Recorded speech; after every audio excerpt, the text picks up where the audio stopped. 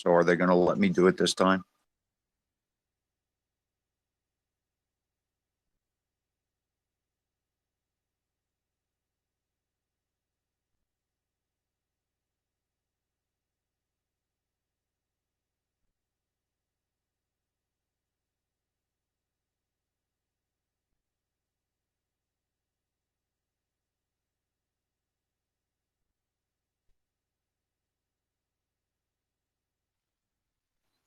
I don't know, but I don't know, guys.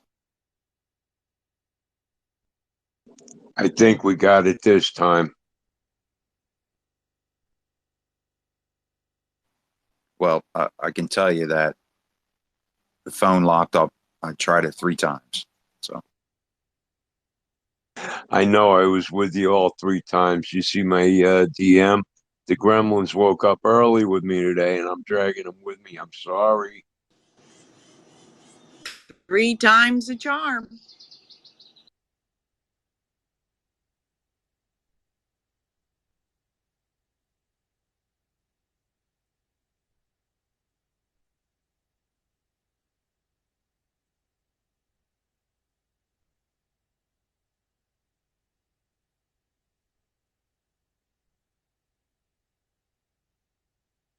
Me dizzy.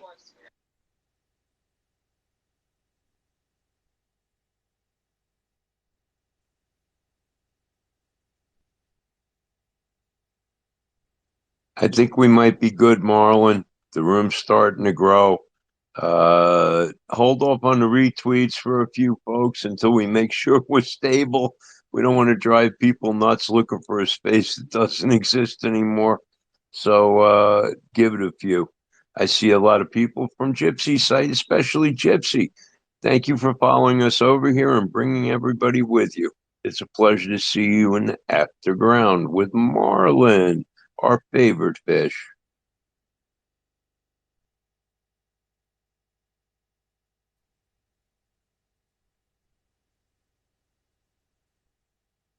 oh yeah.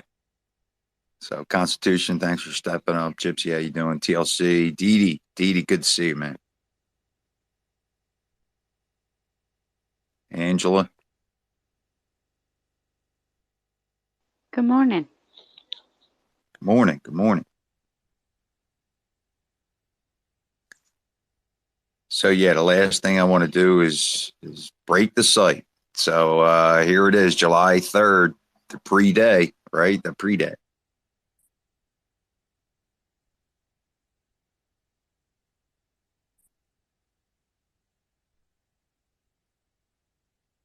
Well, I'm going to jump in here, Marlon. Good morning. How are you? Iceman, thank you for co-hosting today. I really appreciate it. I know it's hard with with the early hour, but hope everybody's having a great day and just enjoying this July 3rd, gearing up for tomorrow. Going to be barbecuing at the house again. People just love it when you have a pool. Get a lot of people wanting to come and so we get to have a good time with family and friends. But thanks for having me up to speak. I appreciate it. Always welcome. Always welcome. I haven't heard from Dee in a while. Dee, how's the cows, man? What's going on? Yeah, everything's going great, Marlon. I appreciate it. And, Gypsy, that was a great space. And I had my hand up. I was going to say something, but I just was going to save it over here for Marlon's space. I had something very interesting happen, I guess, about a week, 10 days ago. I got a survey in the mail for anybody that deals with any type of agricultural or any type of feedlot animals, beef industry, dairy industry, poultry industry. You get a survey from the USDA, which is several pages long, and you're supposed to fill it out and send it back to the USDA. Well, I mean, I started answering the questions about the cattle and, this, that, and the other. And, the further I got, I started noticing the more personal it started getting. And then it come up, how many people do you employ? Are they legal residents? How much you pay them? And I'm sitting there thinking, what? What's up with this? And it kept rocking on. And the next damn question I run into is, do you own any firearms? How many? What type? And all this on the USDA. And at that point right there, for every question that went, as far as firearms or something personal, I wrote in the lines there for the answers. See answer on reverse of last page. Well, I flipped it over to the very last page. I laid my hand down on that piece of paper with my middle finger extended, and I left it at that. And I put down below that, none of your damn business. And I promptly put it back in the self-addressed stamped envelope and sent it back. I don't know what the USDA was trying to pull, but dentists don't play that. It's nobody's damn business what goes on, here, especially when you started getting to personal questions like that. So I kind of expect to hear something back from the USDA, but I'm quite sure. I've talked to a few more friends that's got the same thing, and they just refuse to answer the questions and send it back. But you know me, man, I got to make a statement, right, Ice? I love that. Not only did they pay to send it to you, but they paid to get the eighth finger sent back to them. I think it's marvelous.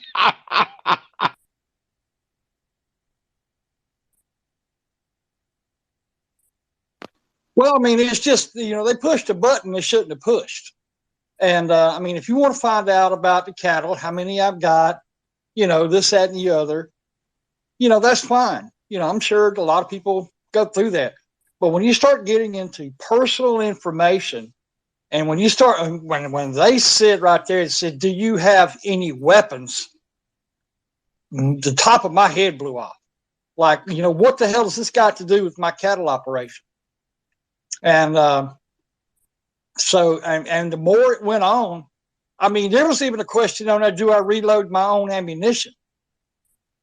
And at that point right there, no, buddy, you done piss this old redneck off. That middle finger came out, and right on the back of that paper it went. So, and I made sure that they had reference to the answer. I put in those answers in there. I said, see reverse last page. And so I'm sure they got the message. Well, Dee Dee, thanks a lot, man. I haven't laughed much this weekend, but you actually brought a smile on my face today.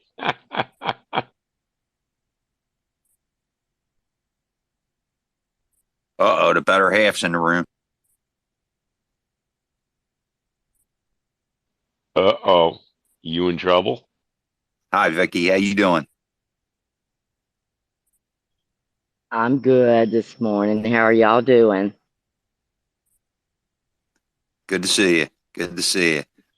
And to Dee Dee's point, that is quite shocking, man. Well, I've been bringing it up since the end of the school year. You folks that have your children in summer programs, or, we're going to get back to school time physicals again. Teach your kids that there are certain things that nobody's got any business knowing. One of them, the only one that I really care about, the other one kind of means something, but tell your kids if the doctor brings up, do you have firearms in your house? Teach them to politely tell them to go F themselves, that it's none of their business. But I'm hearing more and more school locales are actually adding this to their physical questions. What does that have to do with the health of a human being, whether there are firearms in the house? And the last person that they should be asking is a child. Now, really, think about that. They're going behind the parents' backs to find out if you have a weapon in your house. Hey, ask other ones, which, like I say, kind of are important. Like, have you ever been in the car with your parents after they've been drinking? But that's still really none of anybody's damn business. But they ask our kids this, and you know how kids are. They tell the truth. So there are a few things we've got to teach them, questions not to answer, or to say, talk to my parents about that. Don't ask me. And that's going to be hard to teach them, but it's something we really need to do. Otherwise, these hairbags in government are going to find out more and more about us, including what we keep how many arms we keep in our houses, how much ammo we keep. All of those questions are now on kids' physicals. I really, come on, give me a break here. I got to shut up. I already got wound up enough this morning. Marlon, you want to throw your hand? You running the room right now, and if you are, I'll shut up and do what I do No best. worries, man. No worries. Let's go to Goats. Good morning, Goats. How you doing, buddy? Good morning, Marlon. Hey, Dee Dee, next time maybe tell him you got a 30-aught FU. See if, make a little play out of it there. You can probably understand what I'm saying. I'm trying to keep it clean, but yeah. Hey, Marlon. Hey, I say Constitution. As always, I'd stop in and say hi. Everybody having a great pre-freedom day. I'm heading out to the parents here in just a little bit. We're going to hang out for the day. I'm going to take them to the Sound of Freedom movie tonight. And just going to be a great family day. So I hope everybody else enjoys their day as much as I plan to. Why does it come out a day early where you live? Yeah, it's today. Yeah, Isn't it? Marlon, some of the poor people working actually had a 4-day weekend. Companies realized that it was cheaper to turn the air off than to give their people a day off. I don't know how that worked out, but God bless those that have a 4-day weekend. Means even more for our freedom. Right on, Goats. I want a full description when you get here tomorrow. Callus, how you doing this morning? Good, Marlon. Good. Hey, I appreciate it. I just wanted to wish everybody a great Independence Day week. And I just wanted to come in and briefly say that I appreciate all you guys for holding this space. And every day you guys are out here, holding spaces and stuff, and it's awesome. And so I just wanted to give my thanks and just say that I'll be dropping down listening and looking forward to this productive chat. Thanks so much. Thanks for coming in, man. Oh, look, it's you guys coming up with the real stuff, and as soon as we get through this, I have something that I want to talk about that has bothered me for the last couple of days. So thanks for coming up. Thanks again. Let's go to DK. DK, how you doing today? Really good. Good morning, everybody, Patriots, and happy early 4th. Yeah, the movie does play in my area today too, but I got tickets for tomorrow morning. So, one of the things I wanted to mention was that questionnaire that I can't remember who was talking about it, but or I didn't see, but the questionnaire about the handguns or the guns in the homes. I think what they're probably doing with that play eventually is, if you have children and you have guns in your home, they're going to declare that an unsafe environment for your kids. So I think we need to be really careful what we tell people about what we got at home. So just want to bring that up. I'm paranoid maybe, but I think that's where they're going with it. Thank you. No problem. Thanks for coming up. I forget what grade my son was in when they came home and asked me if I had guns in the house. And we said, and my boys looked at me. He says, "Dad, I know you have guns in the house." And he says, I asked him. I says, "Hey, what would you do if somebody came and knocked on the door?" He says, "Oh, I would just give them to him." He was young, but I would give them to him. Oh my gosh, buddy! So, hey, these were common questions in Common Core and No Child Left Behind, and all of it.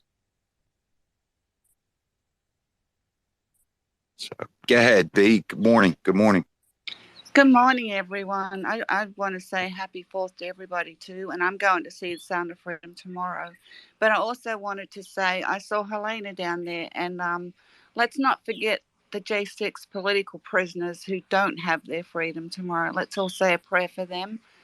And God bless America. And God bless all of us who are trying to save it. Thank you.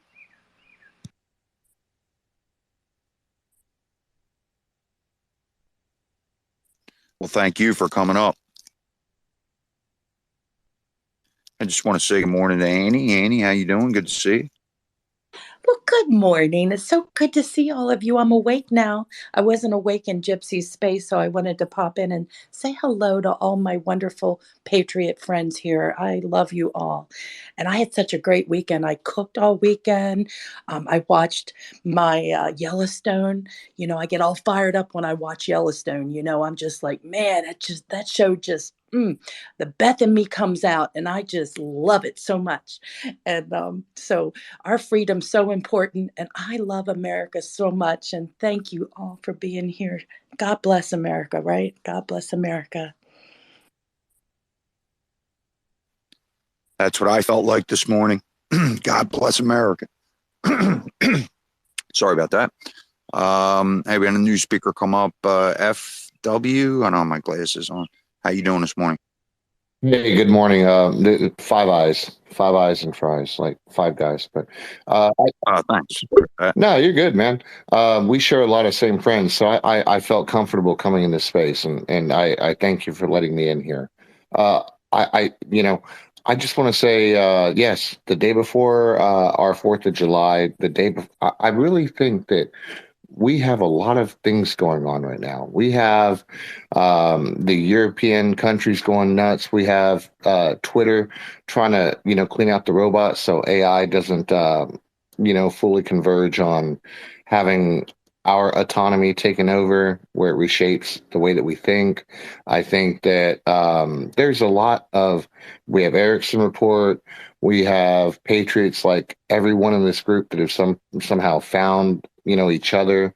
I just so much going on. It's going so fast that I really believe if we ever had a seatbelt, and there's already been times if we've been detracted, or looked bad with our family or friends that we can't talk to them, where this is almost a time where we can, just put the seatbelt on and let the crash test dummies, go to the windshield so that we're here for them. And that way, when we can resuscitate them, we have the answers finally. And I'm really hoping that everything that's going on right now, we can finally have our voice. And I thank people like you who put it all on the line, because we're all docs now. People don't want to put their pictures out or whatever, but we're all docs. So I really want to thank you guys. I haven't been in this space yet. I look forward to hearing it. Looks like a lot of good people here. And I'm just looking forward to whatever we have to do as far as peacefully just saying, fuck you. Like, we've been here for y'all this whole time, and we love you. And I look forward to people just having the time that, they're going to try to make this movie look nuts or whatever, but it's not. You're going to have Jim Caviezel and Mel Gibson. You're going to walk out of theaters, even if it's PG-13. They have the artistry where you're going to walk out of these theaters like quiet. Like nobody wants to say anything because they're going to be impacted. And I really believe that if there's a time of time, and, because of the sacrifices so many of y'all have made, that not trying to be egotistical, but we all want to win, right? We all want to win this war. We want to be right. We don't want to be left alone. I just really want to give a heartfelt thank you to everybody that was here for the fight, that found each other. And hopefully, the more that they say that this is a movie not to watch, this is the movie to watch. And it can lead into further questions in the future. It's not an overnight thing, but as things like just getting crazier and crazier, and maybe things, they don't want to tell you tomorrow that what you said was right, but let it sink in their mind that you're someone, to fall back on, because when they awake from everything and true history and everything that really did happen, you were there. So for everyone, on this pre 4th of July day, I want to thank every one of y'all. And thank you for just giving me a mic for a second. Thank you, Marlon. Thank you, Iceman.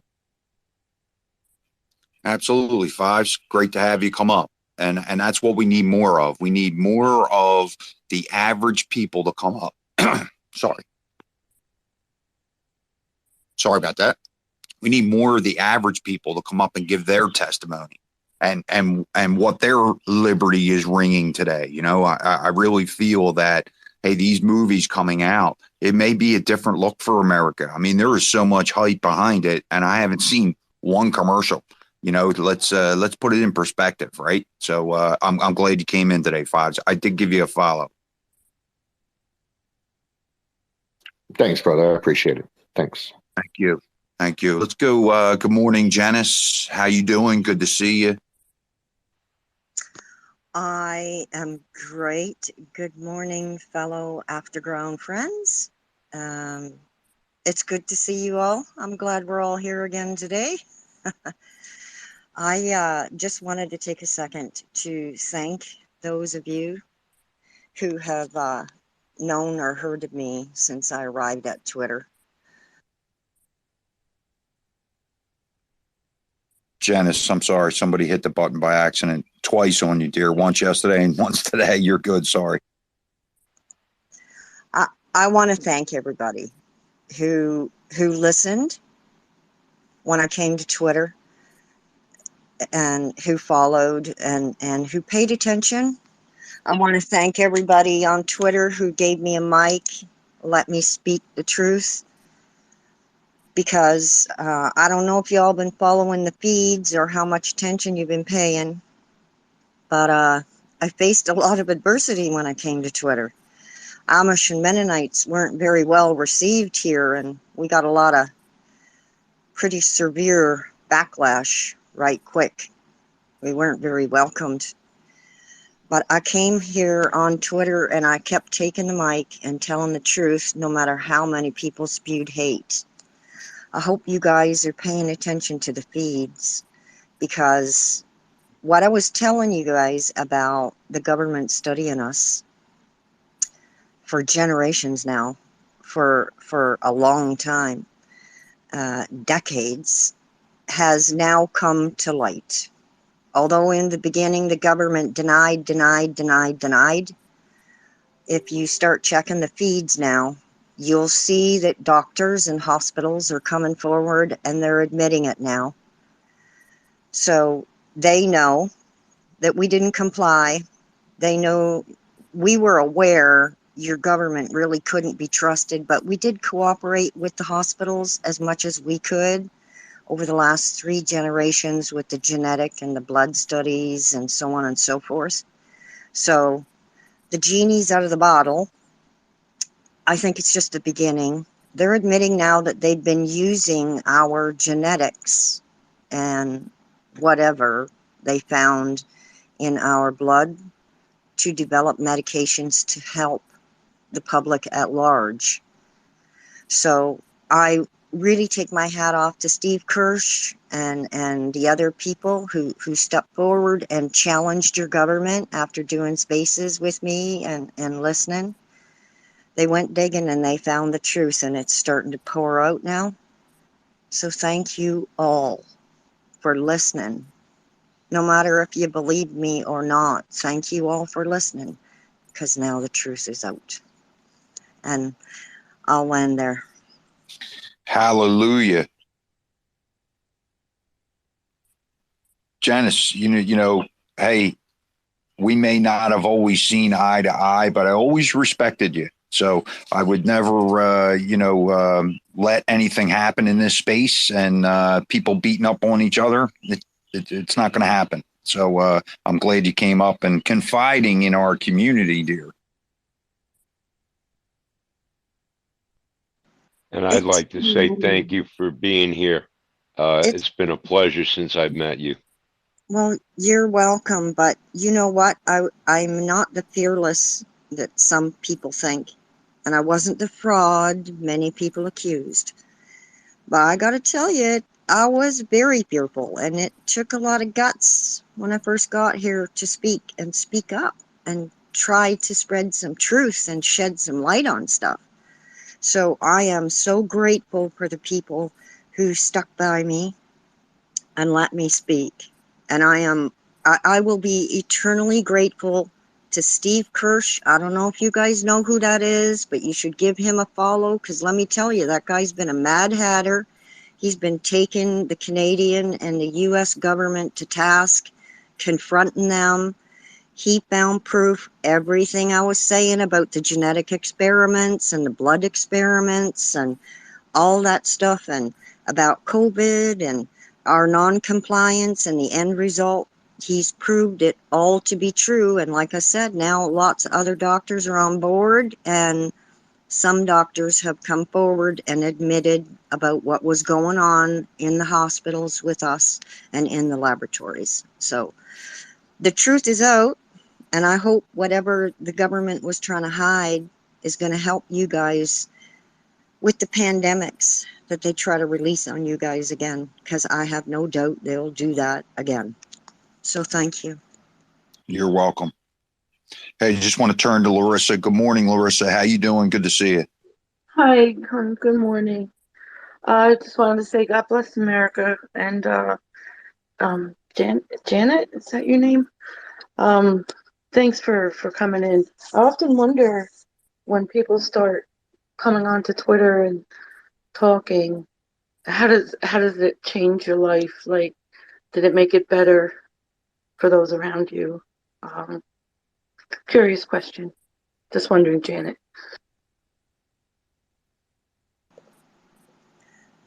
If I can answer that, Marlon? Sure, go ahead. It has actually had a negative effect, for the most part, on the Amish and the Mennonite community around me. It's had a negative effect on my people.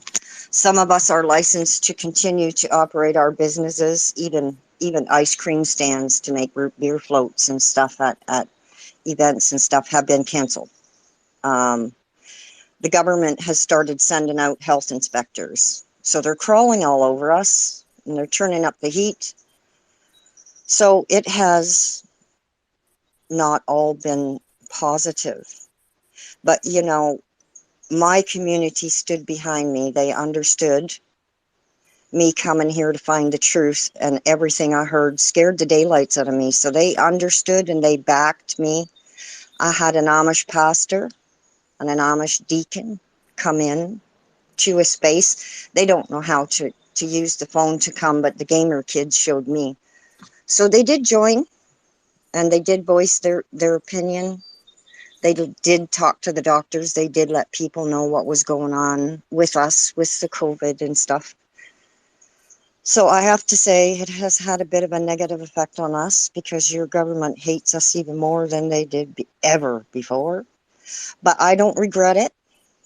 You guys made me brave and made me less shy, less ashamed. You made me feel less humiliated. Because, you know, if I don't come here and tell the truth, if I did not do that, all them doctors and scientists who were blocked by the Department of Defense all these years, for decades now, they would never have known. Now, them doctors and scientists and people like Steve Kirsch are taking them to task and forcing them to produce, I think, what you call receipts. And the receipts are making your government and your Department of Defense look like the criminals that they are. So I am grateful, because if it saves one life, no matter what they do, it's worth it. One life. Save one life, it's worth it. So I'll end there. You know, Janice, you bring up a good point. I've been saying since the beginning that if I don't care if it helps one person. And, you know, Susie came up the other day and said that somebody in our space contacted her and she was able to navigate something for a woman that's in our space. And she said it was quite rewarding. You know, I'm hoping that we're helping more than one. And I'm sure we are. I'm sure we are. Hey, Marlon, if I may, So, Oh, so go ahead. Janice, I'm glad you're here for this discussion because there's something that I want to talk about that's been bothering me. And I'll have to tell you, when you start hearing, just like you're saying, these stories of decades of people persecuting your people, testing on them, and this has been a quiet secret, right? Well, a lot of things are coming out about Tesla and the early 1900s and the way they used to produce electricity. They even used the buildings as conduits. I don't think that I'm putting on my tinfoil hat here. There's many things coming out about even electric gardening. And I'll tell you what, Janice, I have evidence that this is working like fantastic. I have a test spot that I've used this electric idea, and the plant is just going crazy compared to the other ones. So, I think that we're going to find out that there's been ways to make electric for 100 years, and we're just not utilizing them. Well, you brought up 100 years. You have to remember that during ancient Egypt, they recently found battery jars. They actually had a way of generating and storing electricity all the way back then. We've just found that out, and who's to know what else is out there that we haven't yet discovered that the ancients already knew about. I think that's pretty amazing.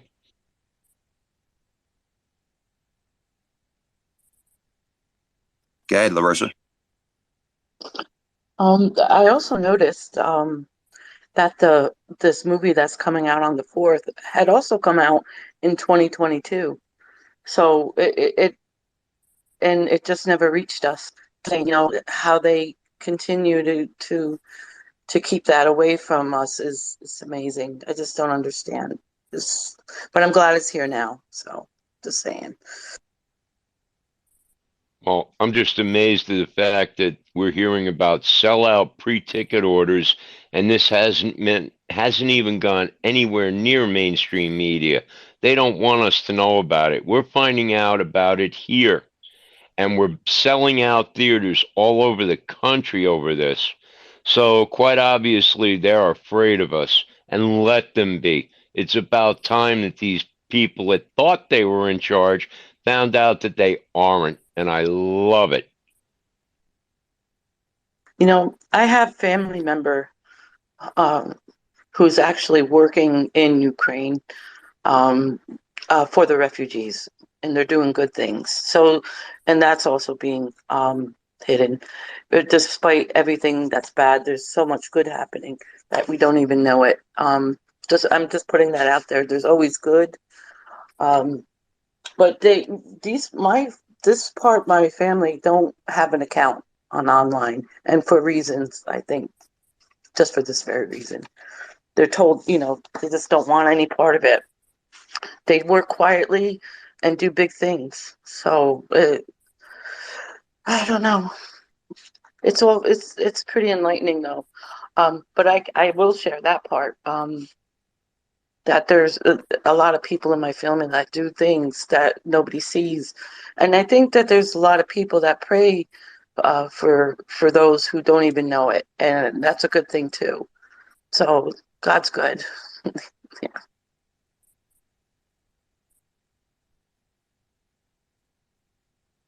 Go ahead, Fives. All right. I wanted to say, Iceman's right. These tickets are being pre-sold, right? And for someone like Larissa or me or anybody here who, you go to Plato, and who's the man most hated? The one who speaks the truth, right? Like that's the oldest philosophy there is. And for Janice, I know a lot of Mennonites. I've done a lot of business with Mennonites, particularly in Seminole, Texas. And, for you to have the courage to, I understand the community and have friends, people I consider friends that are Mennonites. And they're they're the most honest people I've ever met in my life, to be honest with you. Just honest people. And, you know, we don't know what's going on, right? Like whatever is happening is happening. And we go on these Twitter spaces, and I find names that I recognize here, and they're kind of redundant sometimes, but um, it I'm not going to reach my brother or sister, but I bet you will. I bet Iceman will, or Marlon, or Larissa, or Annie, or anybody I see here, because like we, the deal is we've been wrong every time until we've been right. But I'm sure that they have seen our efforts, and they just don't understand that, and it's very scary for them. But they don't have to be scared if it's a friend or an acquaintance. And maybe there's a church following somewhere. Like we have to look at the bigger picture of I have never been trafficked or molested, but I know a lot of people have been, whether it's from family, friends, church, otherwise. And there are survivors that are going to be curious to look at this because of uh, there's finally something out there for them to look at. And if they can download it or buy it, here shortly in the future, or share it, and if they try to take that and deplatform it, they're going to want to find it even more. So again, I'm really looking forward to, the world is in chaos, but why? And we already know why, but are we getting somewhere? That's probably the answer. And is the opposing side trying as hard as they can to not let our loved ones have that aha moment on what it all is about, so that we can learn all about everything? So when Iceman, I think it was Iceman, talks about like Tesla or whatnot, or we can look at history again and kind of look at it from a different angle that makes more sense. Um, I'm really looking forward to it, and I can only be appreciative again to people that have the courage to come up here, or even come and drop in a space and listen, because I don't see how we're going to put this cat back in the bag. And it's only going to go forward, and people are going to want to know more. And when people find out, and I don't want to get too far into it because we all have our different views, but in the event that we found out that this was all a dream, and we were never given the choice to navigate our dream, we navigated it the best that we could, calling it our reality, that we go to college, we have kids, we try to be good parents, and then there's a limit where we can only be the best parent we can be, or everything is not what it seems to be. I just look at this as, yeah, these are dark days are going to be behind us sooner than later. It's going to get rough, but I think all of you guys are going to be there, and your day will come that you will be rewarded. So be thankful for just being alive and having the awareness, not the intelligence. It doesn't matter how smart you are. We know smart people that just are not aware, but be given the vision. And I'm just again thankful to have any moment I can to let my pain, come to love with people like you. Thank you so much. Well, Fives, don't you think that was beat out of us in COVID? They wanted us separated, and I think that we've had a couple of people on here, even child psychologists, that realized that, hey, we have a bigger problem on our hand than we know. So let Janice go. Okay, John. That whole COVID thing, I'm not saying COVID didn't exist. Every year, no matter what, through the history of mankind, bad flus go through. That's just a given. Viruses, flus, colds, and all that, been around as long as humans have. We were scared. We were scared when the calls from your community started coming out to us, because some of your folk were so sick that they could barely breathe, but they were scared to go to hospitals. When those calls came out, and I admitted on Twitter that we answered the call. even though it was not our own community, when the calls came in, we did answer. And we went out, we treated your sick with ivermectin, and they recovered. We were scared of going to jail for doing that. We were scared of what might happen. But for us to sit back quietly, say nothing, do nothing, and not respond to that call is against our faith. We can't do that.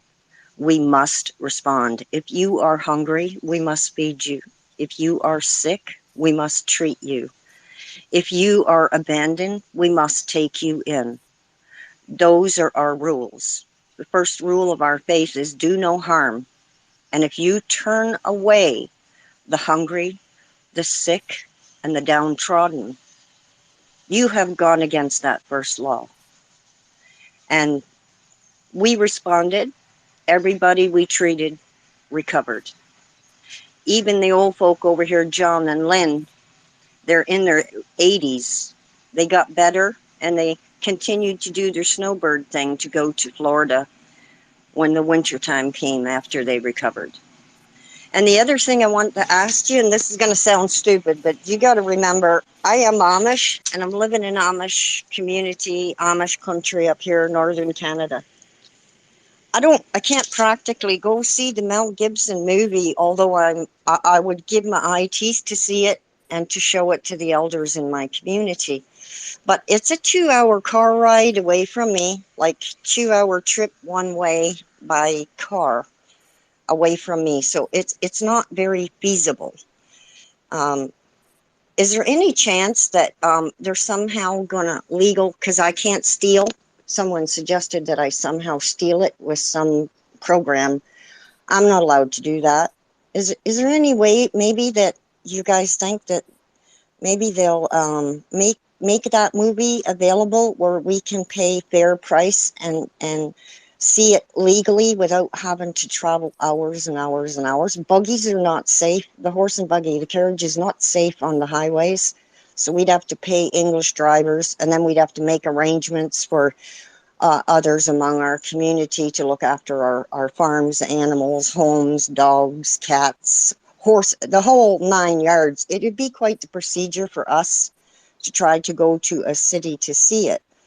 But I'm dying to. One of the ladies I absolutely adore on Twitter, her name is Catherine, heads up Lancaster, and her husband is Mel Gibson's cousin. So, you know, I take my hats off to her. Wonderful lady. But is there any way legally I can buy that so that we can see it without cheating or stealing it?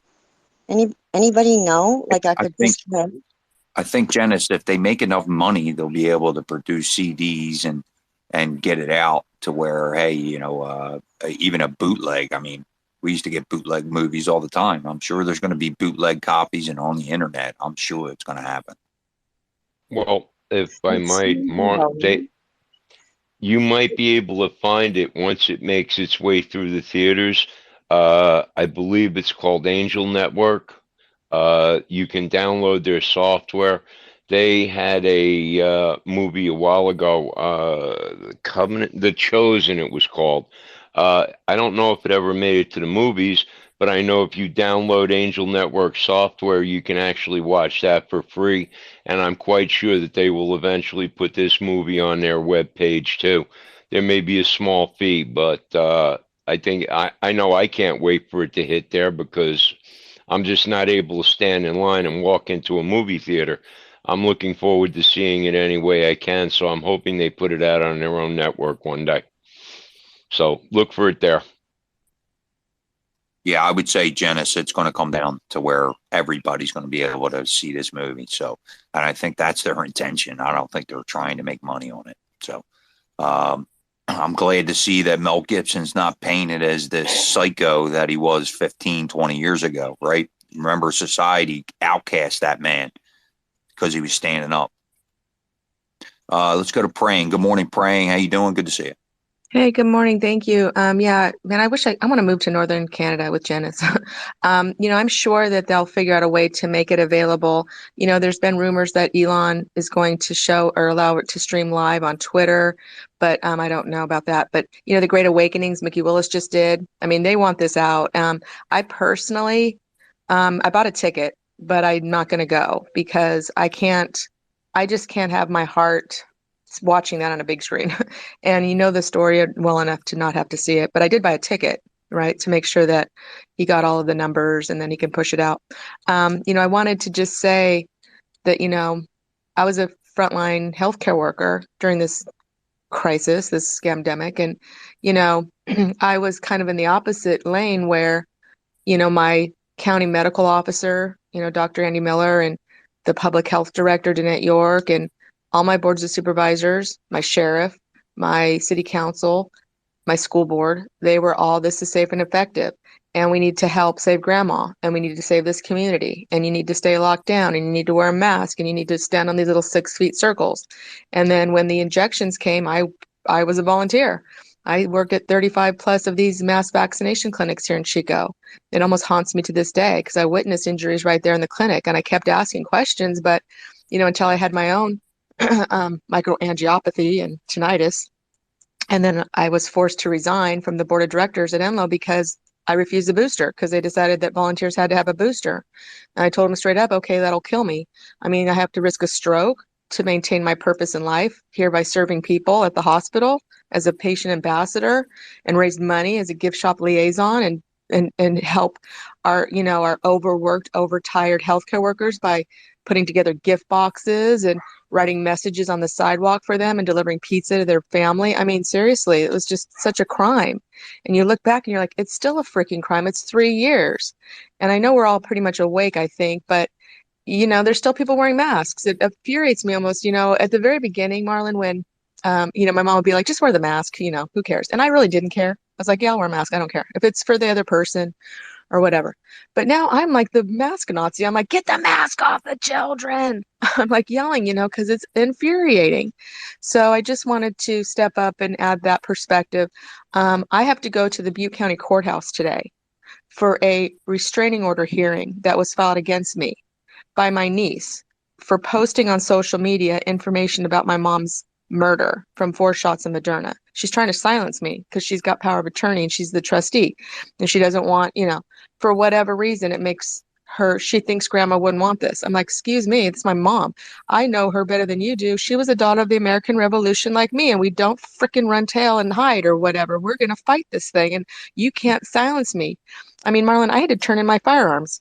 I mean, my late husband was a police officer. I had to turn in his revolver and my right to protection. I'm a widow, right? So I just hope that at 1:30 today, the universe will, see that right beats might every time, and that I've got a judge that's going to, and I've got all my ducks in a row, that, what I'm doing is right and just, and there's a right to free speech, and I've got my little constitution with me. So yeah, that's at 1:30 today. So thank you so much, Marlon, for having this space. If I didn't have this space with you, I might be still crying in bed, waiting to walk into court. So thank you.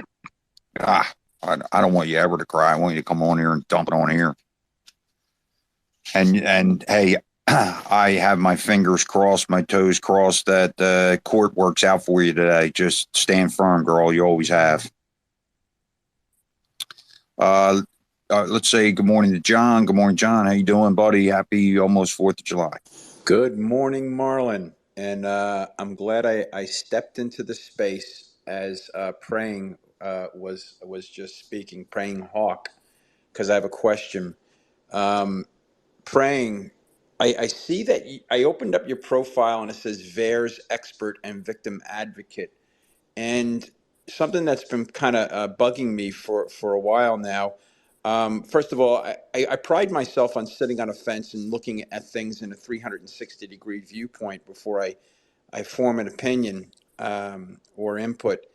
And so with COVID, one thing that had always bugged me about COVID, about hearing all the stories and reading all of the reports and anything and everything about COVID, was that I never really could wrap my brain around those who died from COVID versus those who died with COVID.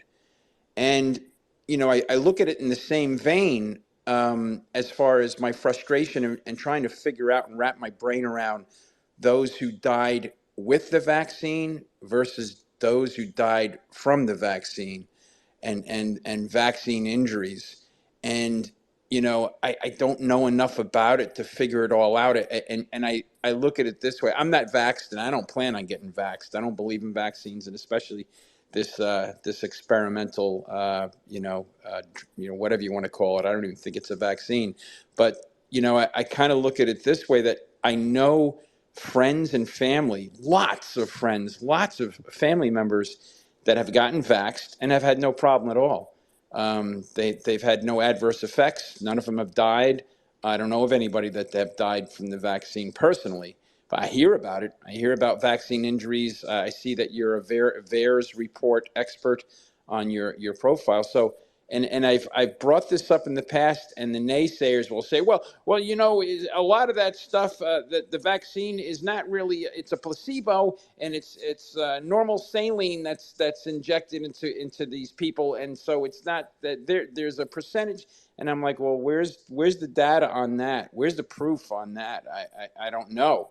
I mean, show me it, that this is factual. So that's my question to you. Do you have any Yeah, answers? yeah, I do. So first off, thank you for the question. So on the board of directors at Enloe, I got, a lot of insight to information on the hospital protocols. And early on, the California Hospital Association gave us these Excel files that were, new Excel files for the hospital to use in reporting deaths.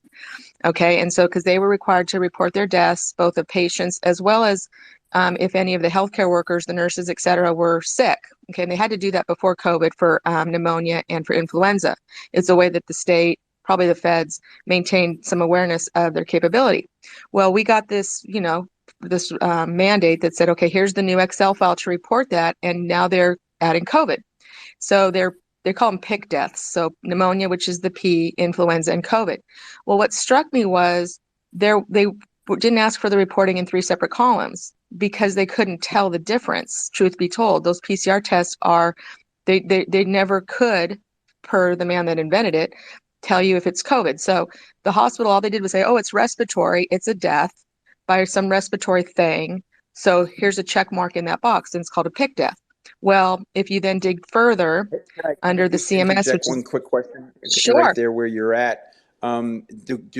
As far as the vaccines, where you're at right now, what you're describing, does comorbidities enter into this too? Like those with comorbidities? Well, so hold that there for a second. So, so again, if somebody's in the hospital, right, and they've got a respiratory, even if they had a car accident, but they went in and then they've got this respiratory thing, the hospitals then are incentivized. They get a 20% bonus if that death certificate, if that death in the hospital is coded with COVID or this PIC. Okay, so they're incentivized to find a way to make sure that death certificate, the cause of death, says COVID. Okay, that should tell you a lot about why you've got so many deaths tied to COVID, which probably are not COVID because you can't even tell if they were. Because they were incentivized. 20% of a hospital stay, think about that number, okay? So number 2, comorbidity, no, that has nothing to do. You could be a 15-year-old I kid. get it, and I get everything you're saying about Yeah, COVID. okay. My question to you Yeah, relates to so the vaccines. vaccine? Yeah, so vaccine. So number 2, so if you die from, and believe me, I'll post my recent podcast that I did last night where I go through the top toxic lots in all 3 in my podcast, that, certainly, and again, I have so much information on this, but so for example, okay, when I came down with, first of all, I saw injuries right there in the clinic, right? Shot in arm, kids on the floor. Okay, I saw them all day long. So they're real, right? Number 2, when I filed my own vaccine, my own VAERS report, and went into the system, put it in. So I put it in, so I know what goes into reporting my own record. Doctors will do it. but they're not trained how to do it. Nurses don't have time. So there's this underreporting factor of a ton, right? But I put mine own in there because I'm like, look, I was hurt and I need to let people know. And I trusted that the CDC would take it and go investigate it. Well, they didn't. Now they could come back and go, Julie, did you have a underlying condition for your microangiopathy, your brain lesion? No. But anyway, we now know it's a that's whole scam on it. But anyway, so my mom, because she was the sudden cardiac event death. So my mom had no underlying comorbidities, 120 pounds, walked every day, and she took 4 shots and her heart stopped. It literally was like she was overdosed. Like if she took fentanyl or arsenic or any, opioid overdose, her heart literally just stopped on vacation. And so clearly there's no other rational reason for this woman to be dead other than she had a drug overdose. Question. 4 Yeah. shots in one dose, or is those four Oh, boosters over 4 time? spread out. Yeah. 4 shots over 18 months. So from January through May of 2022. So she took the first 2 series of Moderna, took the booster in November 2021, and then took a booster 4th dose in May of 2022 and died in August. And so, when I look through the VAERS reports, and believe me, I dig through them all 36,000 deaths, and they're all tragic. And I've got friends now in the space, react19.org.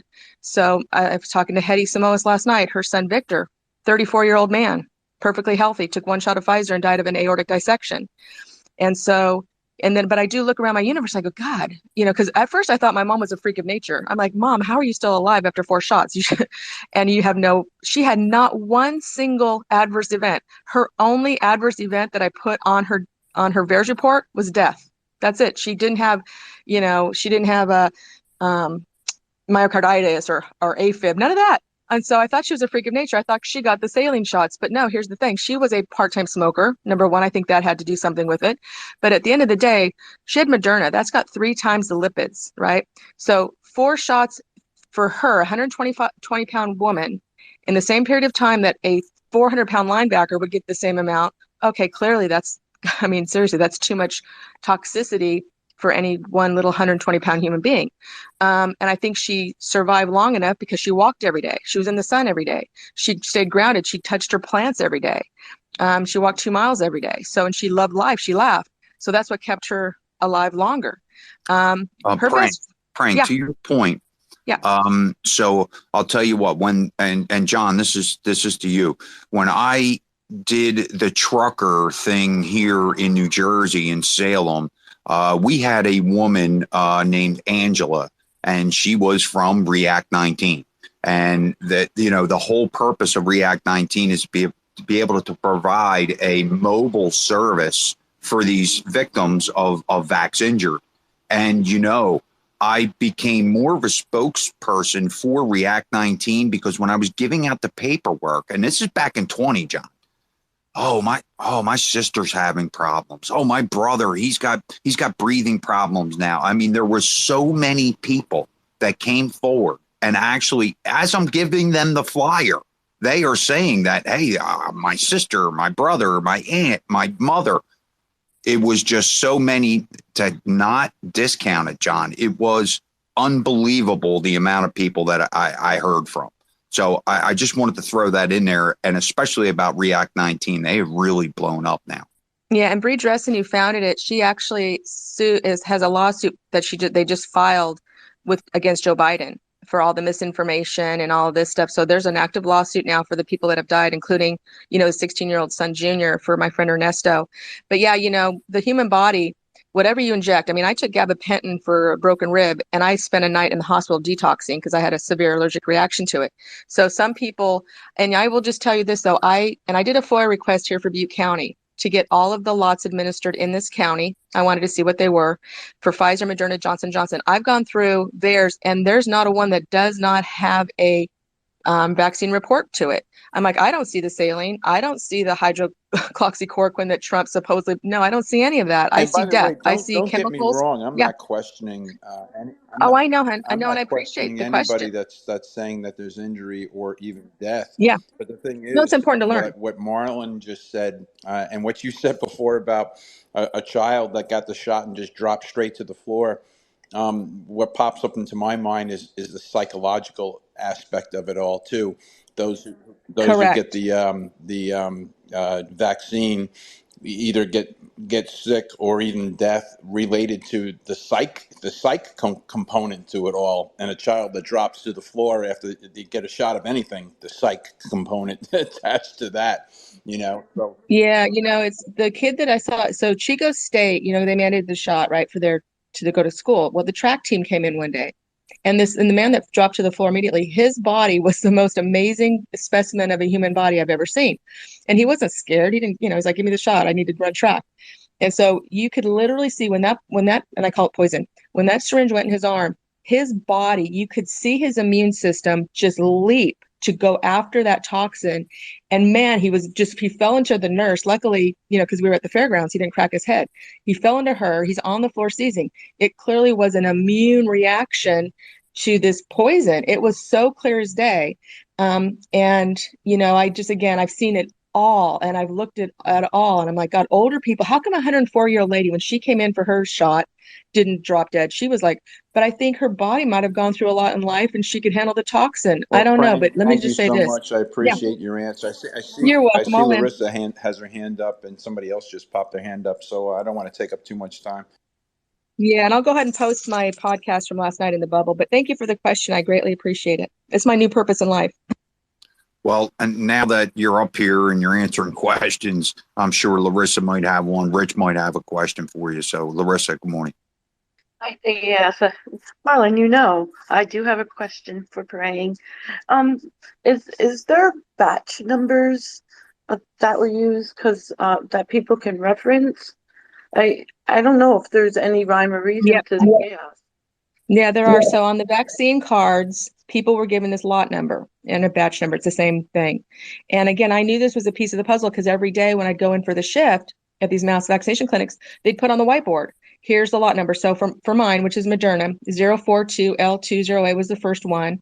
And we gave everybody that shift the exact same lot number. So they weren't like, each individual syringe had something different, a different batch. It was the same one. And then once we were through that inventory, we literally counted the syringes, and then we went to the next batch number. They put it on the whiteboard. So I knew that this was a piece of the puzzle. There's all sorts of, and Kevin, we had him on that space before it crashed. Was it yesterday, Marlon? Kevin McKernan.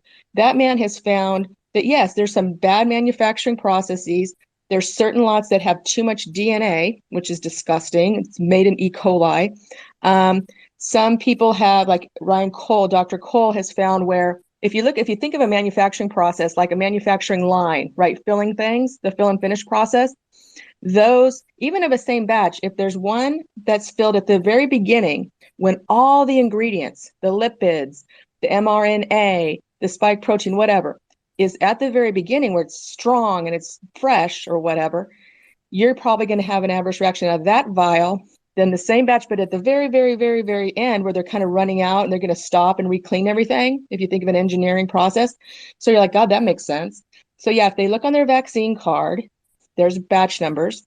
And that's why I had my mom's vaccination card with her 4 batch numbers. And I had 87 dead from one, 42 from the second, 35 from the third, probably 5 from the fourth. So when I sent the coroner, I said, look, coroner, look at all this, information. And can you please go run these extra 2 blood tests, the anti-gliadin and the spike protein test? And can you run an ultrasound over her body to find those clots?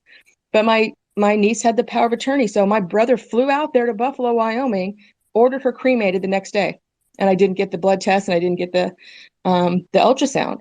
So we're looking for, Dr. Cole supposedly is trying to find these tests and stain the blood. So because I've got extra tissues from my mom that I want to get to somebody to prove there's spike protein in. And what I'm telling you guys, what they're finding in the vaccinated blood, we're talking nanotubes, nanobots, electrical circuitry elements, and I've got pictures, and I showed those to my board of supervisors this week and the sheriff. So I think that's a part of this that people aren't ready to deal with, because you are talking about a global transhumanism type agenda, and it's just not pretty. But we have hope. I've detoxed. People are like, Julie, God, you sound amazing. I go, yeah, I know. It's my secret power. It's called Moderna. I've got 2 shots in my brain. But yeah, I've plowed into the detox. I will not take one more pharmaceutical, period. I have none in my body. I laugh, I go out with the dog, I ground, I join Marlin Space. So yeah, there's hope, but it's not, it's scary. So praying, let's make it nice and known that Moderna has never produced a vaccine before. This was the first vaccine they ever produced, right? Now, in 2010, Nubar Afayan started Moderna in 2010. And DARPA, which is the Defense Advanced Research, the part of DARPA, the part of our military, plowed $40 million into them in 2013. Stephen Banzel, who's the CEO, his company, before he went to be CEO of Moderna, they built the lab in Wuhan. So, and you know, he's a communist sympathizer. So, man, I've gone in such a deep dive with Stephen Banzel and Moderna because, yeah, my mom was murdered, and my daughter's got 3 shots of Moderna in her as a healthcare worker. So, yeah, it's on my radar. Well, wasn't DARPA part of Facebook in the beginning, or Logbook? Oh, it's all, Wasn't it called you Log- know, it's all CIA. It's the whole thing. See, I'm getting fed information, dear. See, let's go to Rich. I haven't heard from Rich yet. Good morning, Rich. How you doing? Good morning. Thank you for the space and the mic. Yeah, to this topic, I have posted in the bubble down below there a link to a site called howbadismybatch.com, where the majority of so batch numbers of the vax have been correlated with adverse effects. So you can it's searchable. You can search up your batch number. But one thing that is very stark and drastic or obvious with it is there are batches that are lethal, and there's a lot of batches that aren't. So you know, it shows that the batches of the vaccine were not homogeneous. You know, so this was compiled with I think it was Dr. Charles Hoff and an engineer that had started putting this together to research it. Yeah, so anyway, that's definitely worth looking at. Also posted a recent article of a study that's been done in Denmark and Germany regarding the vaccines, showing that there are large amounts of them that have been saline. So that's an article definitely worth looking at.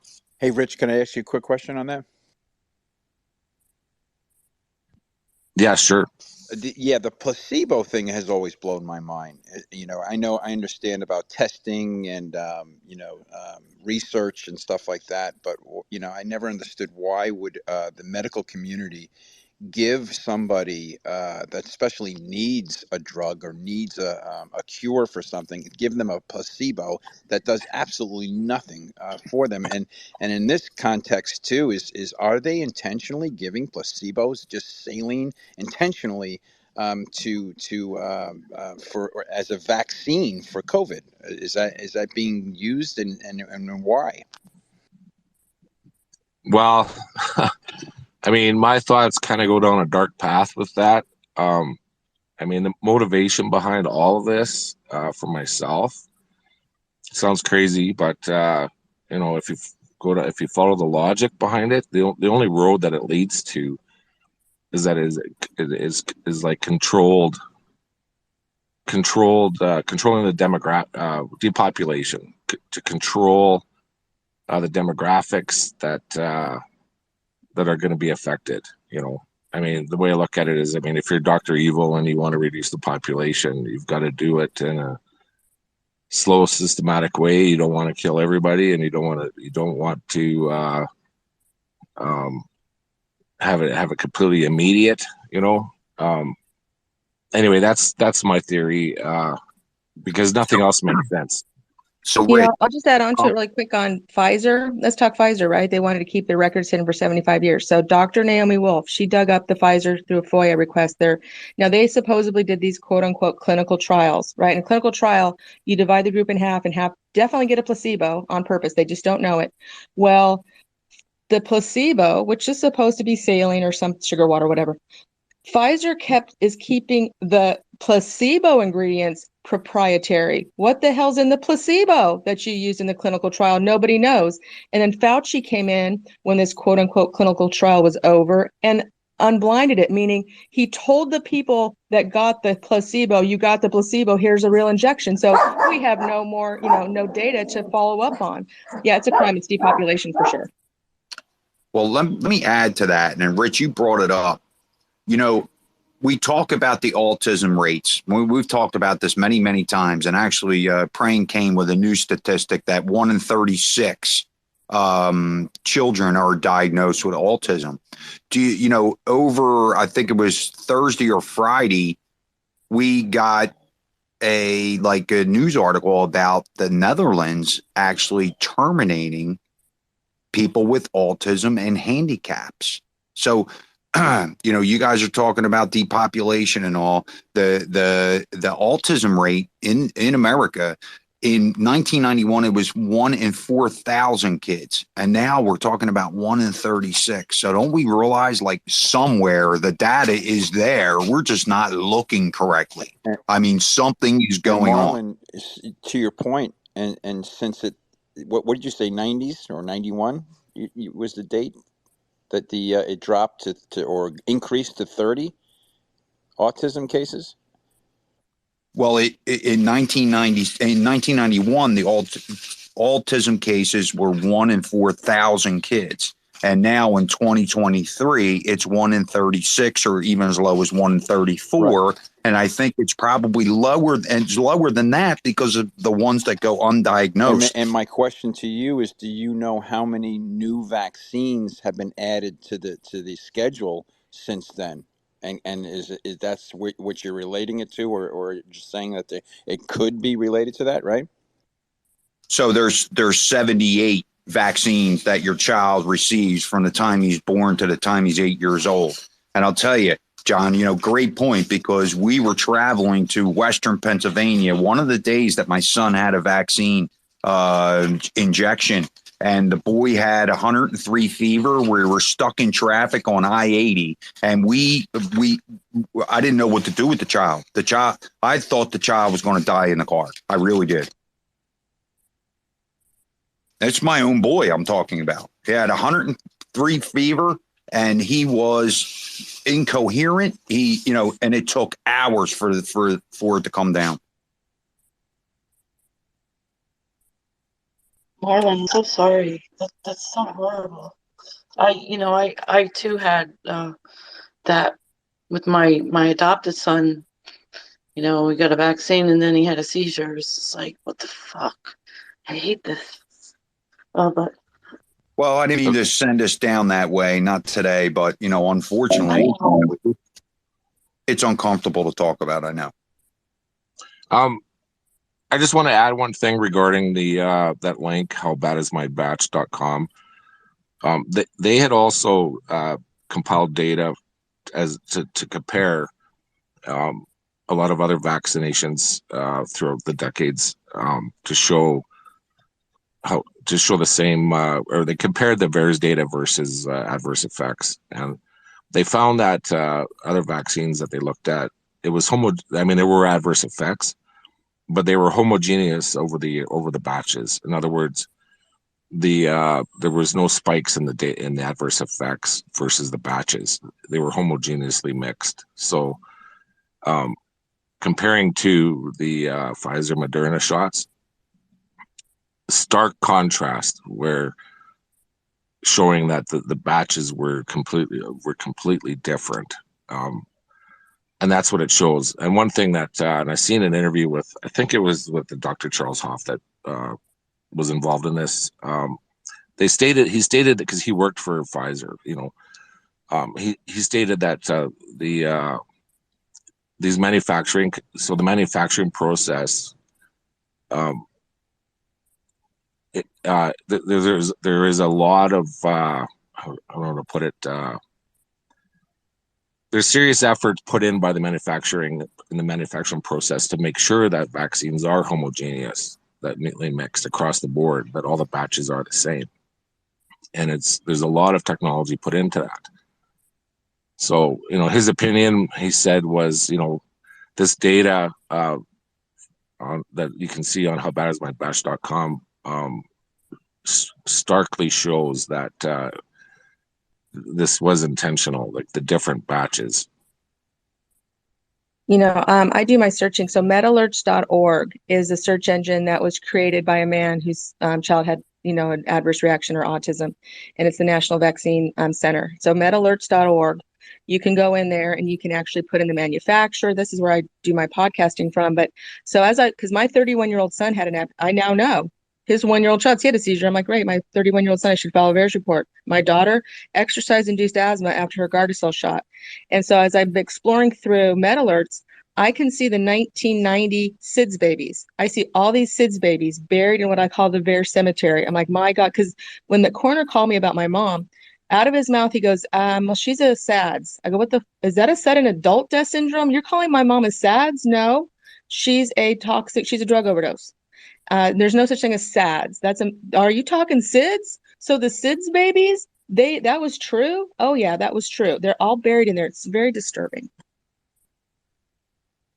I'm just wondering how many are going undiagnosed. That's the key number, right? So if you could imagine, our society was screaming for this, but why didn't our government act like Vietnam's government and show us the prophylactic way? And to be able to cut down the bacteria in our nose, why didn't they go this route? Why are they shoving this injection?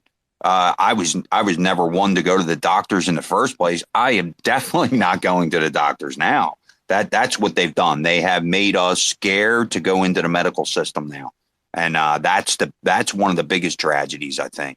But having people like Janice and all coming up and having the home remedies. I'll have to tell you, they're working for my family. So I would suggest that this is not conspiracy. This is something just to heighten your resilient in your own family. I think the resiliency instead of conditioning, right? I like that word, resilient versus conditioning. Let's go to Michael. ADD. Good morning. Good morning. Thanks for the space. I wanted to point a couple of things out. My cousin's husband, they're announcing on Facebook, we all got the shot. We all got the shot. We're all protected. We're all good, right? A month later, he had a major heart attack, a quadruple bypass, I think is what he went through at 42. I'm also going to point out that my wife's best friend's brother had a nosebleed for 3 days. They actually had to cauterize his nose because, it wouldn't quit bleeding. He had 2 blood transfusions for a nosebleed. Ever since COVID has started, as we know, I'm a truck driver. I never, shut down. I never stopped. I wear the mask when you went into a Walmart facility or whatever. My wife was actually sick in the back of the truck for 29 days. And, the health department was, have you been around this? Have you been around that? And they kept real good track of where everybody was going. They kept track of you on the phone. They had programs to keep track of you where you were going and everything of this nature. I got sick. I was sick for, I don't know. I drove minimum, 1,000 miles a day. So, I was knocked down to about 800. So, I was sick and coughed a little bit. My wife says I just have good blood. But I also want to point out one other thing. When all this came out, we were vaping and there was a big to-do about vaping, but it seemed to me that, that all kind of went away right after COVID started. And, this vaping epidemic where people were dying of popcorn lung that looked a lot like pneumonia. I'll leave it right there because I like to make people think. But my brother, my personal, my bloodline actually got sick almost 6 months before this was even announced. And he was so sick, that he almost couldn't make it into the truck stop. Like he just wanted to lay down on the ground and die. Previous to that, my wife's great uncle, yeah, he got sick and died from a pneumonia-like symptoms, but not pneumonia. This was almost a year before COVID was announced. So if people start looking back at the timeline, yeah, weird like pneumonia symptoms coming up throughout the chain, pay attention to what actually happened.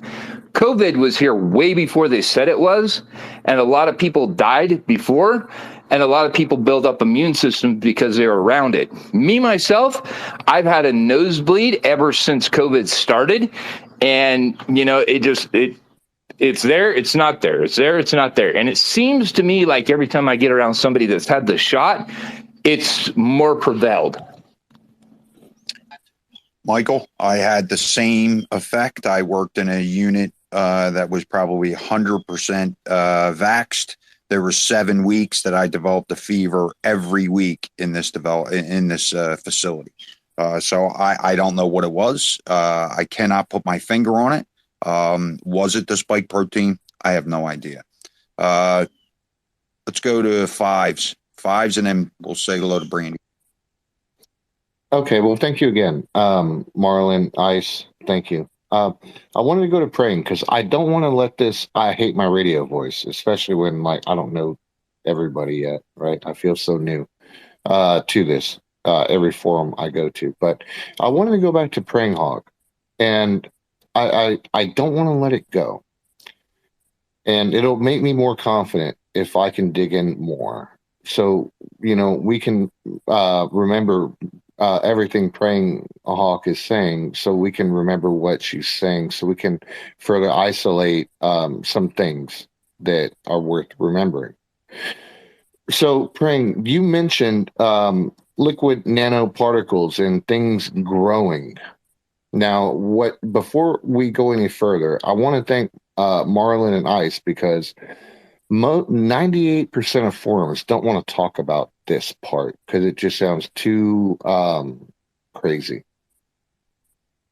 Okay, and we've all seen we I mean, if we've done our diligence or we've been there enough, we're left here with enough things to question. So if I actually have someone that I can put my thumb on to ask for a moment, I want to ask Praying, like when I thought I heard you say that you saw self-building mechanisms. I'm not attacking you. I'm trying to get to. No, it's okay. I'm trying to get like I everybody wants to argue, but if we can not argue but get to the point, right? Sure. I'd be happy to. So, because I know where you're going. So, a couple things. So, Mike Adams. And so, okay, so the embalmers. So, Richard Hirschman was one of the first embalmers to come out and go, hey, look it, there's these weird things coming out as I'm trying to insert the embalming fluid into bodies. I can't get it in there. There's this stuff coming out of these bodies, and he's pulling them out. Okay, and I'll put a bunch of links in the chat, but he's pulling out these white, fibrous, not normal clots. They're not blood clots. And Mike Adams got a hold of some, and he put it under his lab. He found electrical circuitry elements in those things, specifically aluminum, tin, and sodium. So what he found was as those things are in the body, know where they came from, okay, that's probably questionable, but as the blood circulating, we all have aluminum in our blood now because we're being poisoned from the sky, or aluminum foil, aluminum tin cans, and tin and sodium. Those white clots are picking up those elements out of the blood, and it's allowing them to grow. And that's why you're seeing, and again, you'll see all the videos, died suddenly and all this, and I'll put it in the chat, but they grow. And eventually they're clogging people's arteries. Okay, so now that's one. Okay, number two, one of the professors at Chico State that I become friends with, who has horrific vaccine injuries, horrific. She spent $58,000 to literally have her blood recirculated out of her body. She sees nanotubes. I seen them myself in her detox foot bath, little teeny tiny like resistors they almost look like. Okay, so I've seen them in a girl's own detox foot bath, right? And then you just go on to, really digging in and seeing Man, the blood that they're pouring out of people's dead bodies that are vaccinated, it looks like coffee grounds. It looks like, and they're blowing it up. And there's certain countries that are doing more of this work than others. Germany's one. And you can see these self-assembling circuitry elements. And and if you've ever gone and explored transhumanism, then go. They're trying to do some wicked experiment, is my point. Well, that's my question. My question is what is going on here? So while we're having these conversations on the past and our experiences that we all recollect, right? Maybe you're on the bench of being on the next wave. You're maybe the first to explain more. I'm simply trying to ask what your opinion is on if these are the model. These are the models of what you're looking at. Like literally, if and I'm not taking away from you, I'm saying if you are literally looking at models of self-building things, I would want to know why that happened, and then I would want to know why did we in a forum like this get to pick up on okay, maybe praying is right. And what was this about? What awakened us to this moment? And where do we go from here? Thank you. Well, real quick before praying responds, Fives, that's so praying's been in my spaces for a long time. I have heard this girl. I say girl, she's not a girl, but I've heard her fight the fight. And this girl comes with receipts. She is active in her own community. She has pointed out time and time again, and she has connected so many dots for our community. I can't not help believe her. And just to jump in there real quick, I'll tell you my story. It's awfully amazing that I could go 2 years with not doing any more than a normal. Everybody said, oh, hand sanitizers, blah, blah, blah, blah, blah. No, I washed my hands like most normal people do. After the bathroom and before I ate dinner. Never had COVID. Go in the hospital, test negative twice. And then they tell me, oh, we have to do a little revision work on your surgery. So they stick me again. They give me another swab when they transfer me to the surge unit. And oh, by the way, you have to spend 10 days in the COVID unit because you now have COVID. How the F did I get COVID in what's supposed to be a secure area? Answer's real simple. One of these good Samaritans that donated blood probably had 4 boosters. I wound up getting the crap thrown at me all at once. And now I'm sitting in a hospital bed 2 years later, and I'm suffering from muscle wasting. Now, mind you, I used to be a power lifter.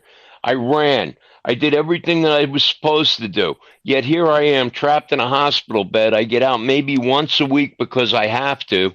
And I never took any special precautions. And everybody's forgetting about the one thing. The results of the final review of the Spanish flu found that most people didn't die of the flu. They died due to pneumonia. What caused the pneumonia? The masks they were wearing. So how the heck are we telling everybody, oh, put a mask on, when all that does is more damage than help, especially most of us. I know my mask hung on my turn signal indicator. Did I wash it? No, I wore it because I had to. Otherwise, I couldn't even go into the store. And you talk about vaccine injury. I'm watching my wife go through this. I'm afraid she's going to pass before me because she only took 2. Thank God the data came out. I told her, don't you dare get a booster. You're going to wind up dying even earlier. But I'm watching her going through problems just from the first 2 shots because they said, oh, you have a comorbid condition. You have to get the vaccine. She asked me what she should do because she trusts me. I said, I don't have any data to tell you not to. You know how bad I feel now knowing that I told my wife to do this? Yeah. Don't get me wound up. I think you can hear it in my voice already. I don't want to be on the bad side. No. I'm here as a friend, so please don't take that. I'm not beating you up. The other way at all. And I'm sorry for that, bro. And that's we all have to live our lives. But I'm not beating you up. Believe me, it's not aimed at you. I'm just letting people know my story. Not everybody knows what I am going through now. It's a race to see who's going to be in the box first, me or my wife at this point. And I'm praying it's me because I don't know what I'll do without her. Yes, sir. I understand. Yeah, And and I I'll do. just My I'll just add heart. one final thing to this. So because we talked about Moderna, and so again, Stephen Van Zyl, the current CEO, his former company built the lab in Wuhan. Okay, and let's just look at here with mRNA technology. Xi Jinping doesn't inject this shit in his military, either does Putin and his Red Army. They don't even use the mRNA. We have forced this into our military. We've decimated our military. So you think about DARPA funding this company and you know that the CIA has killed JFK. Okay, there's that whole thing to play too. So, how many of these? I go back to my original question: like, how many of these are going undiagnosed? That's the problem. That's the number that I'm worried about. I'm worried about the vaccine injured and the autism rate that are going undiagnosed. Hey, I'd like to go to Brandy. Good morning, Brandy. How you doing? I am good. How are you, Marlon? Make it out real quick. Hold on 1 second. Sorry about that. I'm at work. Just wanted to share a couple things. So for me, I have a lupus diagnosis and should have been hit with COVID, right? It's in remission. Didn't take a shot. Wasn't about to take a shot to mess up my remission. Smoked cigarettes, of course, with no chemicals. My son supposedly ended up with heart palpitations because of being next to coworkers who have been boosted plenty of times. We were able to stop that. With a naturopath. However, now they're saying there's malaria in Texas. And I got to make this real quick, but I want to say something. Hydroxychloroquine was first originally made to fight malaria. And there's something about this that they're going after the hydroxy again, because hydroxy is going to be able to allow you not to get malaria. Hydroxy is also the thing that they were keeping away from us during COVID. So it's just something to think about. I think everybody needs to get on hydroxy and quit worrying about what's going on around them and start worrying about what's in their family.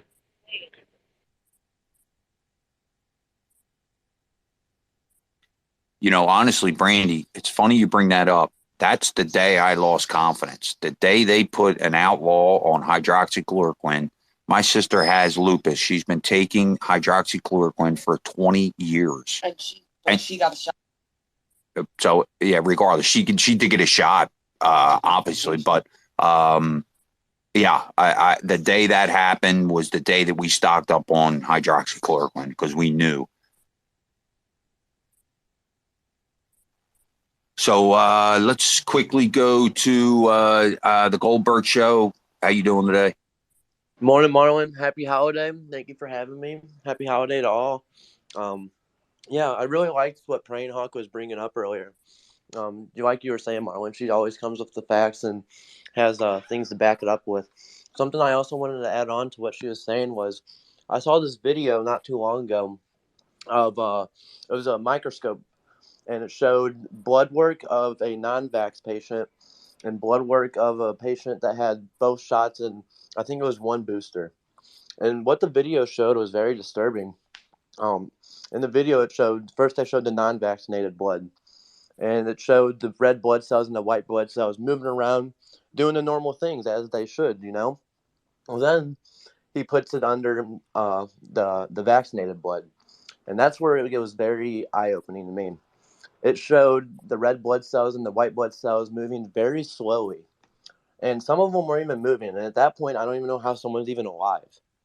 So that was something I was wanting to get Praying Hawk's opinion on that. If she knows the video I'm talking about, if she's seen it. If not, I could send it to you, Praying Hawk. But yeah, I wanted to bring that up to you guys. Yeah, sweetheart. It's the one in fact, I was talking to my friend Hetty again, who lost her son, and she's going to get justice. She's got his tissues and she's sent them over to Germany. And yeah, so I'll put that one in the bubble with the blood. It's clear, right? And I went to my embalmer here. I went to the funeral home here in Chico. And because I said, number one, I have to be real, right? I got kids that are in their late 20s. I don't want them to have to deal with what do I do? Mom's dead, right? I mean, it's going to happen. It's going to happen. Let's be real. So I went in and I said, I want to plan my arrangements. Here's what I want, blah, blah, blah. And then I straight up asked the man, look, are you finding these clots as you're doing embalming for the very few that are still being embalmed because most people are getting cremated? He's like, he looks at me. I go, are you seeing those, sir? He goes, yes. I go, why are you not saying anything? He goes, because I can't. I go, why? So we had this weird conversation, and I respected him and I left, and he's got my arrangements. But, most of these funeral homes are owned by corporations. So there's only one family run, one left. I mean, it used to be where the embalmers, I mean, they had decades and decades of funeral homes, families, right? It was generation after generation took care of the dead in your town. And now most of them are owned by corporations and they can't talk either. So yeah, it's just a whole nightmare. But Marlon, my God, I'm so glad you held this space. I'm surprised it hasn't crashed yet again.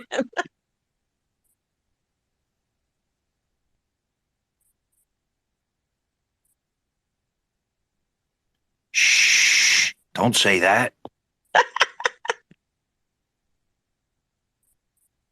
I know. Let me go to Vicky. Had her hand up. Vicky, and we'll go Larissa and then Phoebe. To add to Brian's talk about the embalmer, what he found, the white substance, I can confirm that I'm a nurse, and when COVID hit, I was in the float pool. We were constantly on the COVID ward in the university hospital. The nurses and doctors are the only ones allowed in the rooms, less the patients that were stuck there. But every time when we had to draw blood, it was just, you knew it was COVID blood. You would see a separation. We thought was a separation, but it was like she said, a white substance. And every time after that, you knew you was going to have a difficult time drawing blood, getting the lab work done. And I haven't seen that much lately, but every time when I do, I think of COVID. And also to add to that, my mother died in April, a month after her birthday, the year COVID hit. And I was out of state, and when my sister called me, I called the ER and had them, I knew she had passed, and they confirmed it when I called. And I asked the doctor up to please do a COVID test on her because I needed to know for sure to make sure that my older sister did not have COVID. Because me and my baby sister from Florida were coming, and we needed to take care of the situation and protect ourselves also, but just to make sure she was okay. And he called me back. He said, normally they do not do a COVID swab on someone who's deceased. And I said, well, I just needed to know. So it confirmed that she did not pass of COVID. But I feel like when we got the death certificate, it said that she died of cardiac reasons. And that also kept them from putting her on the statistics of not dying with COVID, which this is probably conspiracy theory, but to keep the hospital from making all that money. They do claim a lot of that. And that's all I need to say. Well, Vicky, thanks for coming up and sharing that. And I've heard that from so many nurses, friends of mine, that it comes out like tar. It's almost black, they're saying.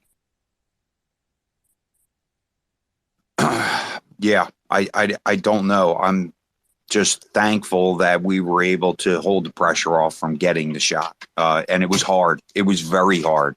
We were shamed by our own family because we did not get the shot. And they were worried about my parents and my sisters. And, it was a lot of social pressure. I think people forget on how bad America was screaming for this. Well, telling us that we had to scream for it, right? It's all the big lie. Let's go back to Larissa real quick, and then we'll go to Phoebe. Thank you again so much.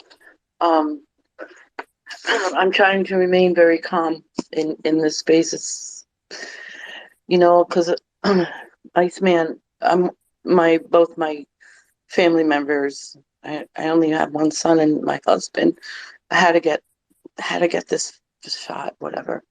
But I'm seeing my husband's health deteriorate, and he doesn't want to even talk about it. Um, I'm trying to sneak in a remedy. I'm not sure what the remedy is because I just remain proactive, and I just want to always hold on to hope that I can hopefully help my two members get better, instead of just watching them, not wanting, because they don't even want to admit that they took it because they had to keep their jobs. I mean, the it happened because of a TV, all this crap. But I'm just looking for a way to remain proactive, because that's how I am. I didn't get the vaccine, but I'm also suffering from shedding, and people even want that vax. It's like, I'm not even going to waste my time. It's just, you can tell that I'm not well. Uh, I just need to get better, and I'm not sure. Is there organizations forming of the nurses that are aware of all this, and doctors? Are there new? It's like, is there a new a society starting that can come back and help us? Well, we've been hearing a lot from a lot of different doctors. There is a way to detox yourself. Unfortunately, it requires a very strict regimen of eating and supplements. And unfortunately, my wife is one of those. She's very picky on what she eats. Half the things on the list she won't eat. And the supplements, well, we're on a fixed income, so it's kind of hard to get all that, all the different things you really need. But we're getting there slowly but steadily, and hopefully it'll make a difference and her health will improve. Me, I'm on the downside of the roller coaster, so I'm not too much worried about it. What will be will be. I know God's got a place for me. I know He obviously has a plan for me. Otherwise, I'd be pushing up daisies a long time ago, I'm quite sure.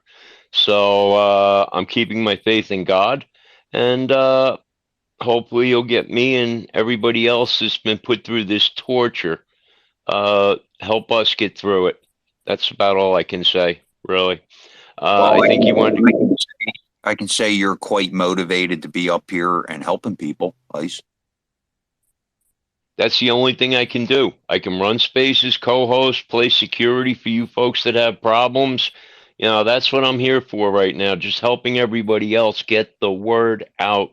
We've been poisoned by our own government, and everybody needs to know it. And I don't care if they come knocking at my door at this point, because I'll cost them more to put me in jail than it would cost them to leave me out here and let me run my mouth. That's how I look at it. I'm a very expensive thing to be incarcerated. They're going to have to put me in a hospital wing, feed me all my drugs that I'm supposed to take, and all of that good stuff. So yeah, let them lock me up. I'll cost them about $1 million before I die, I promise you. Attaboy. Let's go to. Wait, Marla, may I ask one more question? I'm sorry. Sure, How do sure, we, sure. Now, when I had COVID, I couldn't get any remedies from my doctors. I couldn't get hydrochloroquine. They stopped doing monoclonal, writing the scripts. It was a mess. But I went outside to the frontline doctors. I can't seem to find them now. I don't know where they went. And the small pharmacy that I used, because you had to use a mom and pop pharmacy, went out of business. And most of the small pharmacies that were filling these scripts from the online doctors are no longer in existence. And I'm not sure how I can get my hands on hydrochloroquine. MyFreeDoctor.com. MyFreeDoctor.com. Dr. Ben Marble. I put it in the chat. Thank you. See, praying. See, you're valuable. You need to come here every day. Yes, she does. We love you. We all do. Let's go to Phoebe. Good morning, Phoebe. How you doing? And we'll go to Jamie, Annie, and then Kevin. Good morning, Marlon Ice Constitutional. Thanks for bringing all this stuff up. And thanks, Praying, for bringing this particular subject up. It's really interesting because you discussed the shot. And so my mother-in-law, who had been living in an assisted living facility, doing okay. I mean, she had a lot of comorbidities, not the, diabetes, a bunch of different things, high blood pressure, whatever, COPD. She ended up getting Delta COVID in December of 20. I mean, she was sick. Let me tell you, this woman fell out. I don't know how many times she fell. She looked like somebody had taken her to a boxing match and beat the stuffings out of her. By the time she finally recovered from all of it, she'd been in and out of the hospital, and she actually started doing better. I mean, she'd gotten where she could get up and walk again. She was she was coming over to people's houses and visiting for the day and having dinner and that kind of stuff. And they came through in November of 21 timeframe and said, "Oh, you have to have the COVID shot." And she's like, "Well, I had COVID last year." And they were like, "Oh, no, you need to get a COVID shot." And she knew how bad it felt to be locked down. So she got coerced into getting the COVID shot. And let me tell you, within 1 week's time, and I know they say correlation doesn't equal causation or whatever, however it's supposed to go. But she was dead within a week. You cannot tell me that was not the COVID shot. And because she's my mother-in-law and my husband is no longer with us, I cannot ask him to do any research. And I brought it up to my sister and brother-in-law. Hey, have you thought about researching this? And it goes nowhere. And I can understand that, and I'm not going to press them to do that. And I just always thought, this is the weirdest thing. I ended up getting COVID in August of 20, and they were pushing. Being a nurse, I had thought about going back to work, and I was like, because I had been out since my husband passed in 2019, and I'd been out, and I thought, well, maybe I'll go back to work, and then COVID hit. And then they were like, no, in order to come back to work, you have to be injected. And I was like, well, look, I have natural immunity. I mean, when people get the flu, they're not getting the flu 3 or 4 times a year. Hey, and even if you do, it's probably going to be a lighter whatever. No, you got to have the vaccine. You got to have the vaccine. I'm like, screw that. I'm not going back to work. And I have not been back to work since. And I'm not going back to work. And thank God I had retired from the military by that time, or I'd probably be injected. So, I just think it's crazy. I think it's crazy that people are still getting the whatever. And somebody the other day ago posted something about people losing their minds. And we've had a lot of these rash incidents where people just flip and start shooting at people. And I wonder if it's because, and I said something out on Twitter, and people were like lambasting me about it. I'm like, look, I don't know it can cause neuropsychiatric injuries to people, and it can be long lasting. I don't know if those are not elements of what has happened in relation to the COVID vaccine. We just don't know.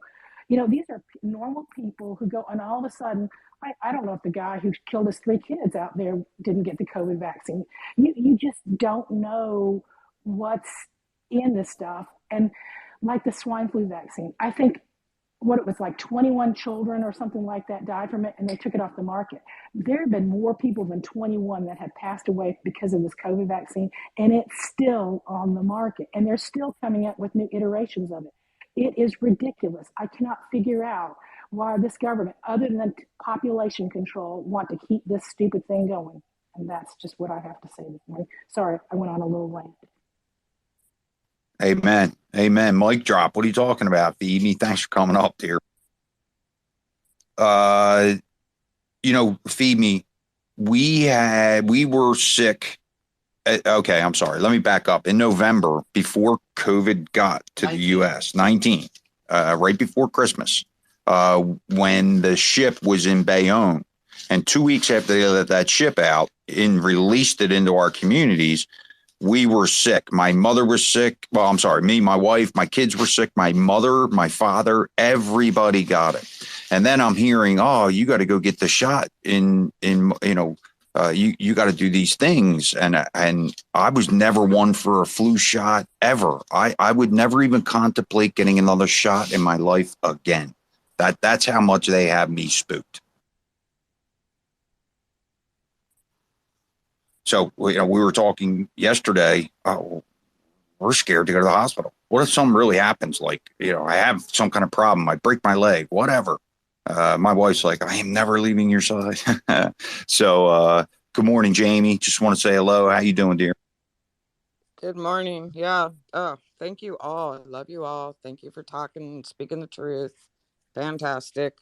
Yeah, as far as anybody in the hospital, have a family guard for you, and I'm not joking. And a lot of you know I've been through the ringer with this, and I've lost many in the last couple of years. And I'll say I'm trying to minimize this. This is a wonderful conversation. So what people are speaking is definitely truth. I'm here to back them up. I've seen the evidence as well. I was at the hospital with my sister a couple weeks ago, my one remaining, and they went to take blood in front of me, and I could not believe it. That was not normal blood. It doesn't look anything like normal blood. It was almost black. It was creepy. And the thing about this sister is she did not get the COVID shot, but yet they gave her a couple of vaccines, pneumonia and a flu. And they gave her remdesivir as well. And she has been shot since. She's in real trouble. And but I just came up kind of to ask that we try to start changing our vocabulary, so we're not like reiterating the agenda. The tests are not tests. The PCR is not a test. It was made to be used in the lab to so let me give an example. Like if you have a little bit of DNA and you want to identify a criminal, for example, well, they would add this additive to it so that it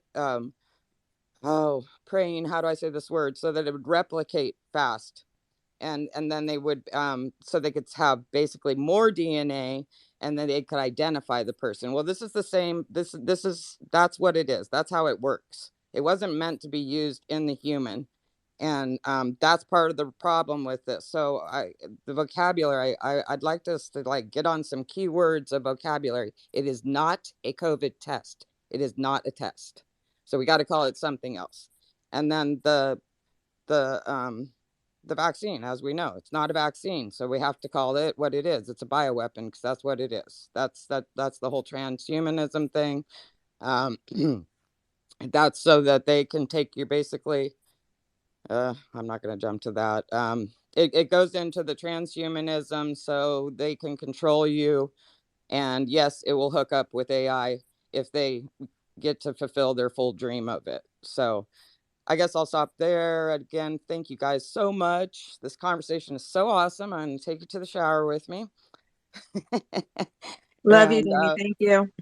I got to get ready, and I'm going to go see The Sound of Freedom. So we've got 4 tickets, and we're going, and I hope everybody else gets to do that. And maybe I'll talk a little bit after my shower, but you guys have a beautiful 4th of July, and God bless you all. And again, thanks so much for this conversation. Keep speaking it, everybody. Thanks, Jamie. Thanks for coming up, dear. We're finding out a lot of testimonies. And again, I go back to my original question. How many are undiagnosed? That is my problem. It's not only in a vax injured, but also in autism. I want to get to the root bottom of that. I think it's a major building block, and it's right under our noses, just like it's been for all our lives. That's what I feel like. So let's go to Annie. Annie, how you doing? Hey, thanks, Marlon. I appreciate your space today and allow me to speak. I put, a little bit of my story about, my brother. You guys heard me tell my story about his untimely death, and how it really seriously affected my family. Sadly, when I spoke up prior to everyone getting these vaxes or whatever you want to call it, experiment. That's what we'll call it. It was an experiment, right? I had listened to lots of people, Dr. Peter McCullough, Dr. Zelenko, all the frontline doctors. Man, I was on it. I had my pulse on everything that was going on, right? And then when I, you know, told my dad about it, my dad is a cancer patient at Johns Hopkins. He had medullary cancer, had half his face removed and his eye. I mean, he was so scared. He's like, I got to go get that vaccination or they won't continue my chemo treatment. I had everybody coming at me telling me to shut my mouth. And you know what? I still pushed. I said, you talk to the people that in the community and ask people questions, ask the doctors questions. And I hit my doctor hard up too, because I had a surgery 2 years ago. I had intestinal surgery, and I hit him up with question after question, and he says, oh, you don't have to get a vaccine to have this operation. So I get in there, and these nurses were all ready to jab me. And I'm telling you, I was so scared. My husband's a retired police officer. He never left my side. He made sure that those nurses didn't sneak that jab into me.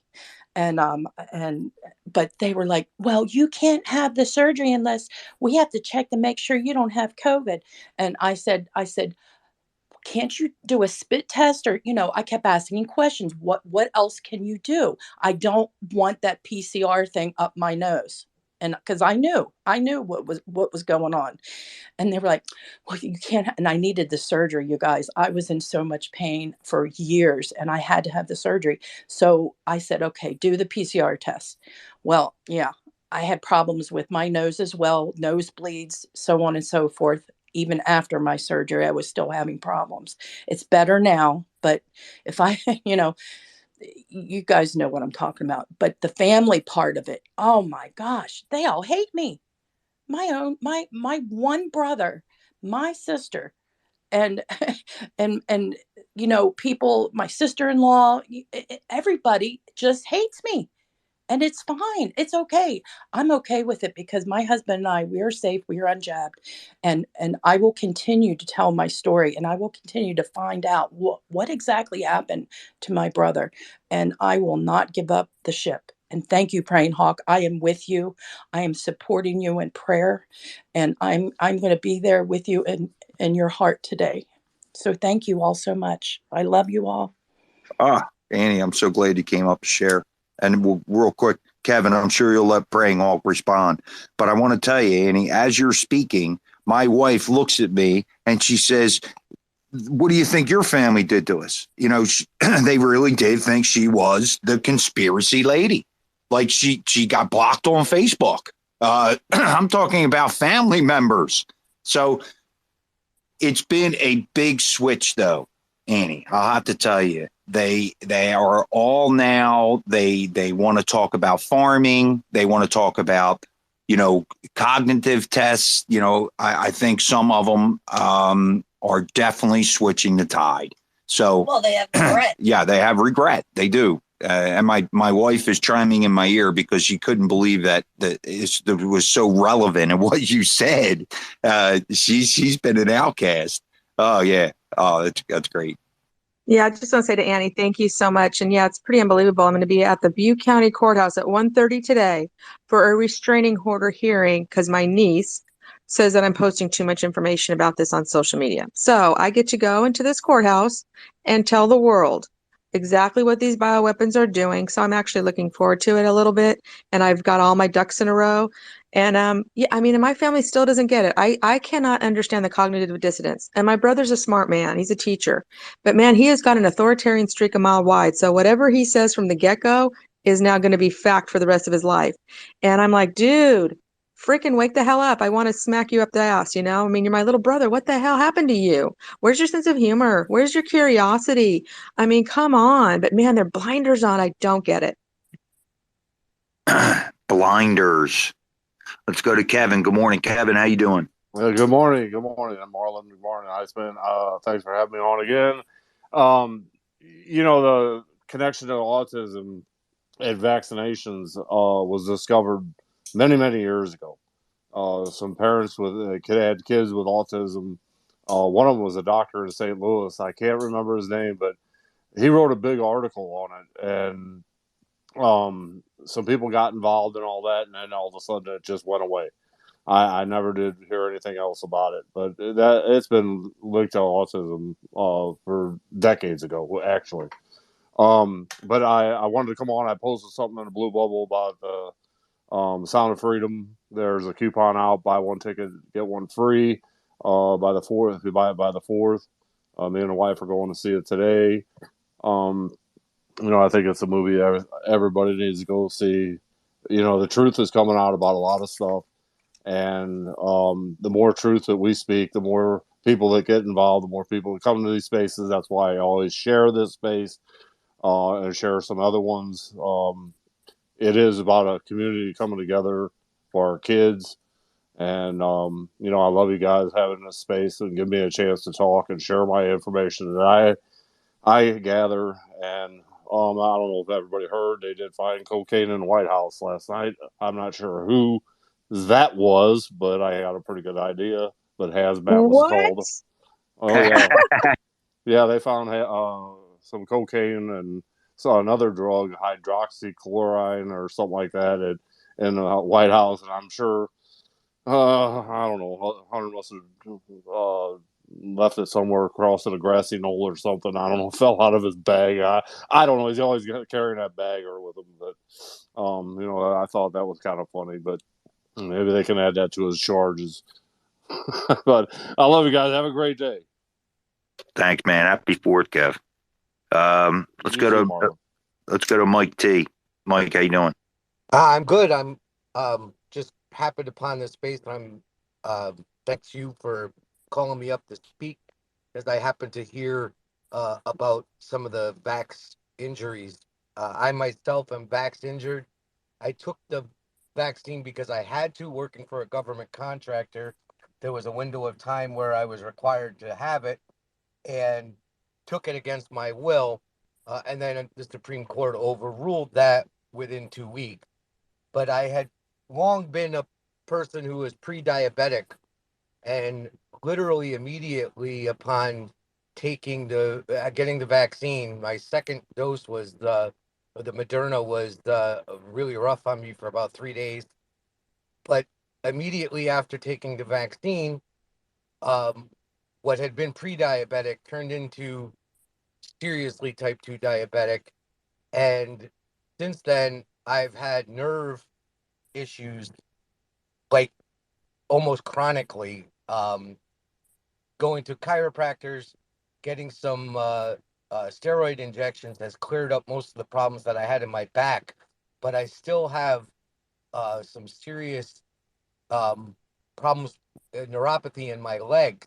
I was just wondering if anyone here knows of anyone who has had neurological or nerve issues after having the vaccine, because I've seen a little bit on the internet about it, but it doesn't seem to be coming to the forefront too much. And I'm just wondering if we could get a government in place that could undo some of the protections these vaccine manufacturers have. If there might be, I can tell I'm going to have long-term effects from it, and it's affected my ability to run or jog or even move fast out of a situation like crossing a street where someone runs a stop sign or something. I actually never been fearful in my life of getting hit by a car or any of those kinds of things. Now all of a sudden, I know I can't get out of the way. I have to be extremely careful about things like that, climbing ladders, anything where I might be challenging my balance, because of the neuropathy in my lower legs. So yeah, thanks for letting me speak and kind of vent on that. Yeah, absolutely. There are lots of doctors around. I can tell you right now, we were talking about an organization called React 19, and I know for a fact that they have been on the leading edge of this. They were identifying this late 20 during the trucker rally. I think I was maybe early 21. but they have been on top of this, and you know, and I'm sure, Mike, there's more information. In fact, I'm looking up two doctors right now, and I know we've talked about them in this space before. So let's go to. Thank you, Mike, for coming up. React19.org. Yeah, it is react19.org. React19.org. So thanks for coming up, Mike. Jeannie. Hi, you guys. Marvin, Iceman, thank you so much for allowing me to speak. I have listened to you guys for many weeks. This is my first time coming up. I want to say that I truly enjoy your spaces. After listening to several spaces, I find yours very courteous and polite to listen to and now to participate in. So thank you. As far as the autism, Marlon, I don't know if you've seen, Dr. Kirsch has recently put out a video where he testified, I believe last week, and he pointed out that the Amish do not have autism, but they do not vax. So that was a very interesting point he's making. He also pointed to many other issues, that their children do not have food allergies, all of these ADD and that sort of thing that are becoming very prevalent here. Just a point on that. But as far as COVID, praying, I wanted to point you, if you haven't seen or heard of Sasha Laptova, I put a comment in the bubble with her Substack. She is amazing. Yeah, thank you. Yeah, Sasha Lachapova, she is amazing. She was a R&D executive that did clinical trials. She's from Ukraine, but she's an American citizen now. So when she sold her businesses before COVID, because she's an artist, she does fine art, paintings. Yeah. So she's amazing. And so she's listening to all this nonsense and she's like, what's going on? So she's uncovered that the DOD contracts, they all roll up to the DOD. She is amazing. Thank you for bringing her up. Absolutely. And in conjunction with Catherine Watt, I also mentioned her in my comment in the bubble. Catherine looks into the legal side of it. How did they accomplish this? Because they basically, our Department of Defense ran COVID like a war. They actually even point out a kill box that was used. Which is how they run a war. They ordered the vaccines exactly like they order military equipment, guns, weaponry. So it's crazy, but they provide you even like statutes and laws that went into effect long, long ago, back into the 30s, if not before, that kept building on each other to allow this COVID strategy that was used. It is really a crazy thing. But from my personal situation, I began to question about, well, early on, but I kept listening and watching and what is going to happen from an interest of someone who has 3 blood clotting disorders, genetic. So I was like, holy crap, I cannot get this disease. I can make blood clots all by myself. I don't need a virus to help me with that. And so I contacted my hematologist in October to ask him. I had seen the initial patient information for the vaccine that was anticipated to come out in December, and it did. But in October, I contacted the hematologist to say, hey, I notice that there's a warning to people who take blood thinners on this vaccine. There's a warning. And so I'm calling you to say, should I try to take the vaccine when it comes out? And he's like, I think we need to wait until there's some studies for people who have blood clotting disorders. So I said, okay, great. I'll just continue to isolate and try to stay away from people that have COVID and see what happens. So then I contacted him again in July of 21. He said, no, CDC doesn't have any studies related to those with blood clotting disorders. So therefore, they recommend that you take the direction of the general population, which means go ahead and get the vaccine. I said, are you sure? And he said, yes, that is our recommendation. So that was like a huge alarm bell for me. Hey, we've already got AstraZeneca and Johnson & Johnson that are having clotting disorders. I am not taking this. It was a very strange situation for me in that position. Thank God I still haven't gotten COVID, but I will not be taking any vaccine. And with that, I'll land my plane. Thank you all so much. Jeannie, I followed you back and I did put in the bubble RFK Jr.'s podcast interview with Sasha called Militarized Healthcare. Great podcast. Thank you all. Happy 4th. Happy 4th. And for anyone, I posted 2 more doctors in the pill. Dr. Kristen Parks, and then also, I'm sorry, I'm blanking for this quick Christina second. Parks and Dr. Judy Mikovits. Yeah, you got it. Thank you, dear. Let's go back to Kevin. Kevin, what do you got? I posted a couple things in Blue Bubble.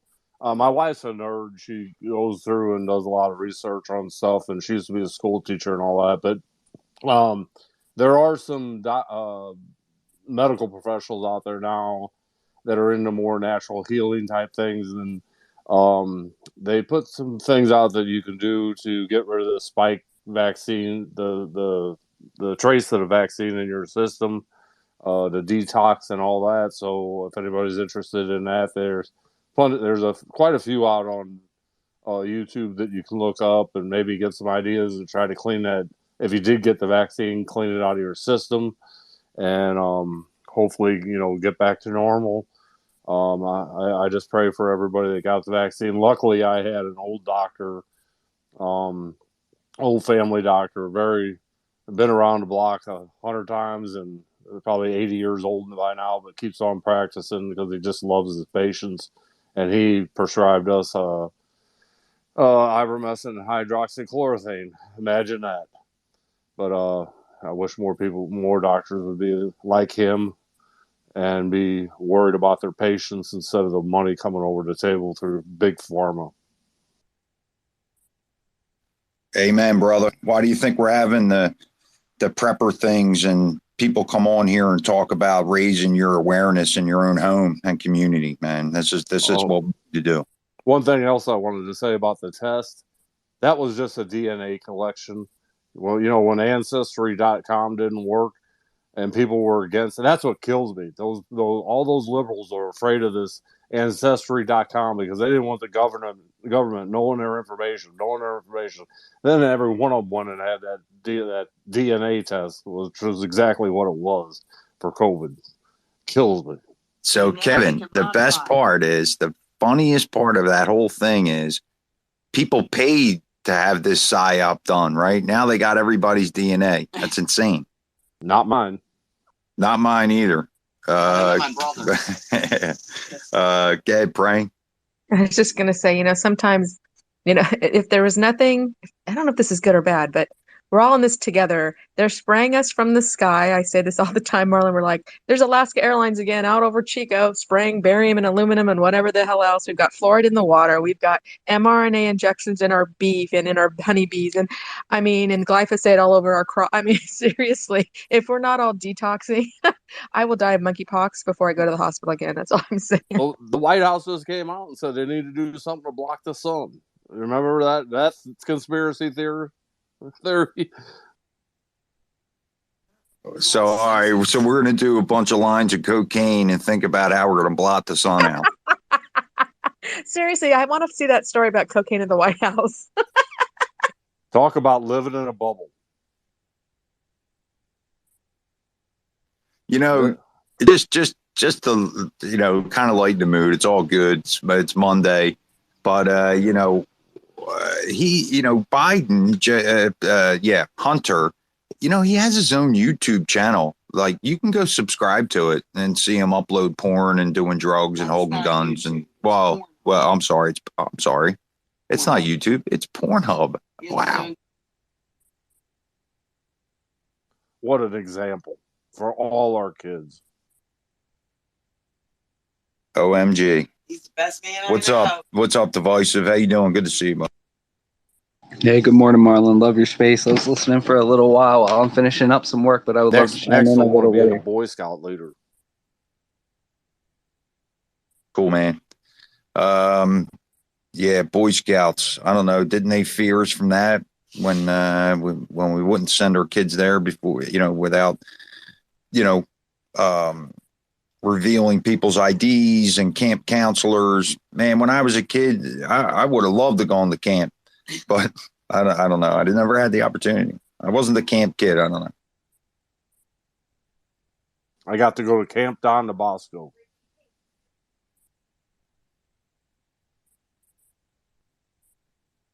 So, where's the Monday leading us? Oh, I can't wait to hear the reviews on the movies tomorrow or later today or whatever. I want to hear what it is, what they see. I'm hoping people are going to walk out of this movie feeling like an American. That's what I'm hoping.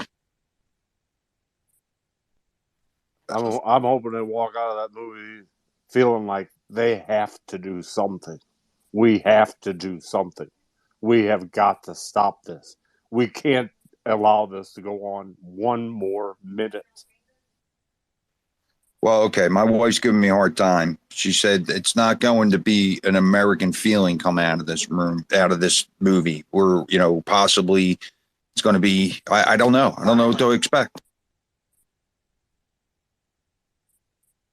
I think people are going to come out shaking their heads, and it's a shame. Usually you come out feeling good about a movie. The only good thing about it is that we're going to have somebody that's putting out the real evidence of what's going on in our world. So, yeah, it's not going to be a feel-good movie, unfortunately. At least I don't think so. That's just my opinion. I can't wait to hear what people say when they've seen it. This is based on a true story. It's not actually the documentary that Mel Gibson's doing, the 4-point documentary that'll come out later. But this was Out of the Shadows was kind of a preview to this movie. I can't go see it. I bought a ticket so I can support I just don't have the heart to see it. So you guys will have to tell me. Did it make an impact, or maybe seeing it on a small screen is better than me seeing it on the big screen in my face. I just can't have the heart for it. Well, you can buy a ticket and give it to someone else that can't afford to go. Yeah, exactly. Support it. Yep. I mean, I'm sure that they're laying out solutions and the ground that they're making. This is the spirit that I'm talking about, that we should be able to come out of a movie like that and then portray it to get the American people to wake up. And that's what I meant by being an American. I think they're going to give you solutions at the end of that movie. I would hope. Let's go to Goats. What do you think, Goats? The uniting of America, I think, is what maybe you're talking about. The uniting against a cause that we've been hoping for. And yes, I hope that's what comes out of it too. I think it's going to be a good, impactful movie. I remember, I don't really like the war movies that are based on true events that you're sitting there knowing that our men and women really went through. I mean, obviously it's Hollywood, we all know that, but the story that our men and women went through that and died and had to, I have a hard time with that kind of stuff sometimes, just knowing that. But I'm gonna go see this when I'm taking mom and dad, and I'm almost to their house right now. I think we're seeing a 140 showing here. So yeah, I'll let you guys know what it is. I mentioned it the other day, Marlon, Passion of the Christ. I remember going and seeing that. I saw it with my ex-wife on opening night, and that that movie had a real life impact on people. I mean, people were crying in the theaters, walking out crying. I mean, it got people really emotional. So we'll see what this one does. Thanks for having me up, guys, and always letting me speak. Appreciate y'all. Good to see you. Yeah, that's what I'm hoping, Goats, is it's going to be inspirational coming out of these documentaries and movies. That's what I'm hoping. Go ahead, Divisive. Yeah, on the Sound of Freedom movie, I just wanted to let you guys know, like, where I don't want to dox it because this church actually has a lot of issues with some of the stuff they say online. They're a very strong church. They come out against the breakdown of the nuclear family. They come out against the trans agenda. So they're a very, very outspoken, active church in the area. But it just happens that their building is in the same complex as the movie theater. And when I went by there, I noticed that they were paying for tickets to the Sound of Freedom. They were using, the church was sponsoring anyone who wanted to see it. You wouldn't have to pay for a ticket. The church would pay for it. And one of the leaders of the church is extremely active in missions that specialize in retrievals from hostile areas. So they send missionaries into war-torn areas. And that's why they have taken such a huge stance and supporting this movie, because a lot of their leadership has dealt with this human trafficking issue on the ground in person. So I thought that was interesting, and I figure we always like solutions. Maybe if you see it and you want to support it, that would be something you might want to talk to your church about, of sponsoring maybe a batch of 100 tickets or 20 tickets, and then just inviting people who would like to see it. I think that is a way to get some people who are on the fence, or even people who might have never went to see it to begin with, but were like, hey, free movie ticket, what's this about? Why is it being talked about? So why is it becoming a cultural conversation? And I just wanted to let people know about that. Excellent description of that, Divisive. Thank you for coming up and articulately saying that, buddy. I do want to go. I think we're going to go Thursday. I didn't realize it. I thought it was coming out tomorrow. I didn't realize it was coming out today to start. Okay, go.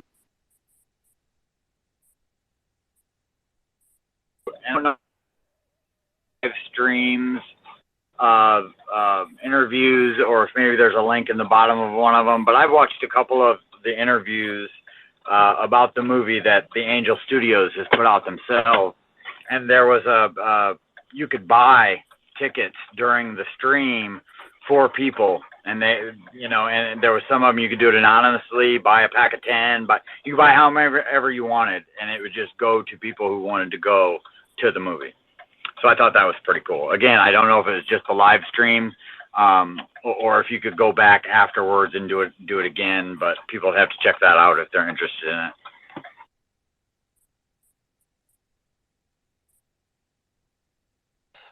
Hey, Marlon, our co-host hasn't said a word today. I don't know if he can't get a word in edgewise or he thinks he's not allowed to speak. Constitution, you can chime in along with the rest of us, brother. You don't have to sit there and be quiet. This has been a great conversation with great speakers and everything else. I've just been sitting here listening to everybody speak. So when I have something to say, I'll definitely chime in. Well, just wanted to let you know, just because you're up here, you can talk. We will give you a break. I'm sorry, Marlon. I had to go there. Yeah, well, he's, look, it's not about us up here on the panel being able to talk. I think, getting more people up to talk, the better. And I do invite anybody in the space that wants to come up and please speak. We are going to wrap it down here and put a bow kind of soon. Let's see which way the discussion goes. And, I would invite anybody up to come and speak. So thank you. Go ahead, Divisive. one of the things I hope this movie does is when people leave that theater, I really hope that they refocus on the Epstein client list. I hope they refocus on the Hunter Biden laptop. I hope they refocus on all these JP Morgan executives that got caught in emails during the lawsuit in the Virgin Islands, communicating with Epstein and participating in this human trafficking. I think one of the biggest disappointments of recent memory for me is that the public isn't outraged that a group of very powerful corporate America executives and politicians and law enforcement personnel were engaged in covering up human trafficking, and we all know it. This isn't a conspiracy theory. We all know that the Epstein client list exists. The courts admitted it by putting someone in jail. They literally put Ghislaine Maxwell in jail, saying, hey, this woman is in jail for trafficking underage minors to rich people. She's going to go to jail, but the rich people who she did that trafficking to, the Defense Department, the FBI, everyone who's had this information, they're going to protect them from the public. We're not going to tell the public who they were. A crime was committed. We admit that the crime was committed, but we're not going to tell you anything about how that crime went down or who was involved. And I think that was an embarrassment as the human population. I don't even care. It's not even an American issue. This was international. They were bringing in humans from all over the world. There are people in the Philippines who should be outraged by this. People in the UK should be outraged by this. And us as Americans, we should be outraged by this, and we should be demanding accountability. There's no way that our three-letter agencies should be protecting these pedophile criminals. That's all I got to say about it. The problem is divisive is the masses are not hearing it, my man. This is being shrouded from them. If you're not looking for it, if you're not in these spaces, you forget. You think everybody's as educated as us. I say us. The people that are on Twitter, I would think are probably some of the most educated people in the world on current events and news, and be able to look back at the evidence that we've all uncovered. That's the insane part. Hey, I want to turn to Deb. Good morning, Deb. How you doing? Welcome. Oh, good morning. Great space you're having. I've learned a lot and listened for a while. And I was thinking, I did buy a couple of tickets to The Sound of Freedom, and I'm taking my 14-year-old daughter to see it. One of the reasons is, things that have been going on from the skies to the healthcare to the everything. My dad was kind of telling me things as I was growing up. So I knew some things, I knew enough to question everything. I'll put it that way. But he never really did a deep dive with me. I think he didn't want me to think that he was, maybe a little off. So, like with flu vaccinations and stuff, I used to work at a small school, and I was a para. And one year they offered free flu vaccines to everybody. And this was, I don't know, maybe 10 years ago now. And I said, oh yeah, no, thank you. So everybody walking out of this little room said, oh, did you get your vaccination? And I said, no. They said, oh my gosh, why not? Well, because I didn't have an answer. I just knew that it wasn't anything we needed. And so I didn't let my daughter, and she got all kinds of questions. So, it goes back to this questioning everything and just, I don't know, following your intuition. But I think I'm through all this with everything that's gone on the last few years, I have been clearly open and honest with her. She had to wear a mask to go to school. So I bought her these things called, I think they were from a site called Barely Compliant, and they were just basically mesh things, and you couldn't tell though. So I didn't want her getting any pneumonia or any of that crap. But I also told her, don't be advertising this to everybody, because they're going to make you put on something, something they choose. But anyway, all this coming out, and they know that we know, but they're still going at it. I wonder when this all ends, all of it, the child trafficking, the healthcare stuff, what's the end game here? I don't really understand. I'm going through each day, just doing the best I can every day. And I'm hoping and praying all the way that people are held accountable. All these things mentioned, Iceman, I had no idea. Oh my God. I mean, I wish somebody could just tell me this is what we're going to do. This is how it's going to turn out. The good guys win. I just this whole thing is insane to me, and my eyes were opened up completely in the beginning of all this. At first I was afraid for a couple weeks, so I stayed home. But then staying home, you got to see the ticker on the TV, and I thought, this is nuts. Why would you do this to people? Why are they pushing this so hard? And I even was gonna go through with the vaccination, but I clean for older people, and they went first, and I saw all of them, almost all of them, have some sort of weird reaction, from pneumonia to all five of them with pacemakers went crazy, to deep vein thrombosis, all this stuff. And I said, whoa, we're not doing that. And, I mean, this just seems insane to me. And I just wish everyone the best, and pray that this comes to an end where we see some justice. Deb, thanks for coming up. And I want to tell you, we sat here and contemplated whether or not we would take a 14-year-old child to this movie. And honestly, Deb, I said this to myself. Why shouldn't they know the truth now? And I'm going to tell you the reason why. I was never so shocked when I heard about the bras, pink, right? They had these devices in them. Okay, there was proof. There was ladies that tore those bras apart and found those devices in those bras. I don't trust a soul. So you know what, Dad, to your point, you should take your child to go see this. Maybe she'll realize and be able to identify for her friends in the future here, or be able, it's kind of like the kid that finds the gun in the closet, right? If I want my kids to go up and slap the gun out of the hand and see if the thing's loaded. That's what I want my kids to do, not be naive. So, Deb, I think you're doing a good thing. I really do. Yeah, that was my point. I kind of got off track. Sorry.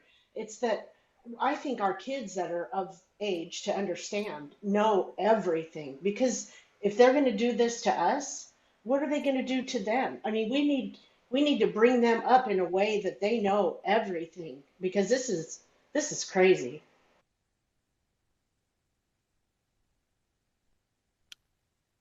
Well, I'm glad you came up to share that. And I really had to think about that before I talked about it.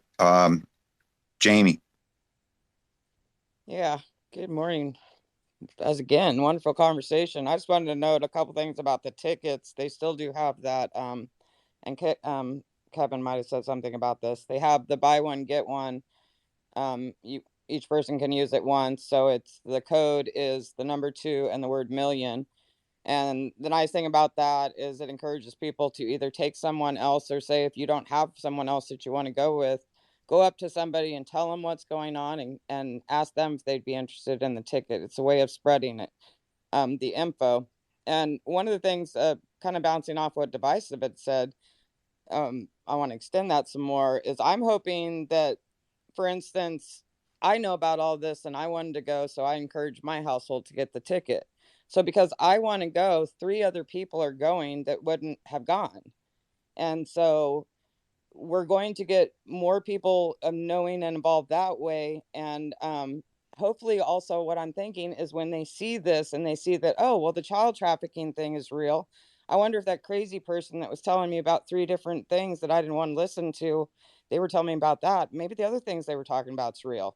So I hope there's some real evolving coming out of this, with also the waking up. And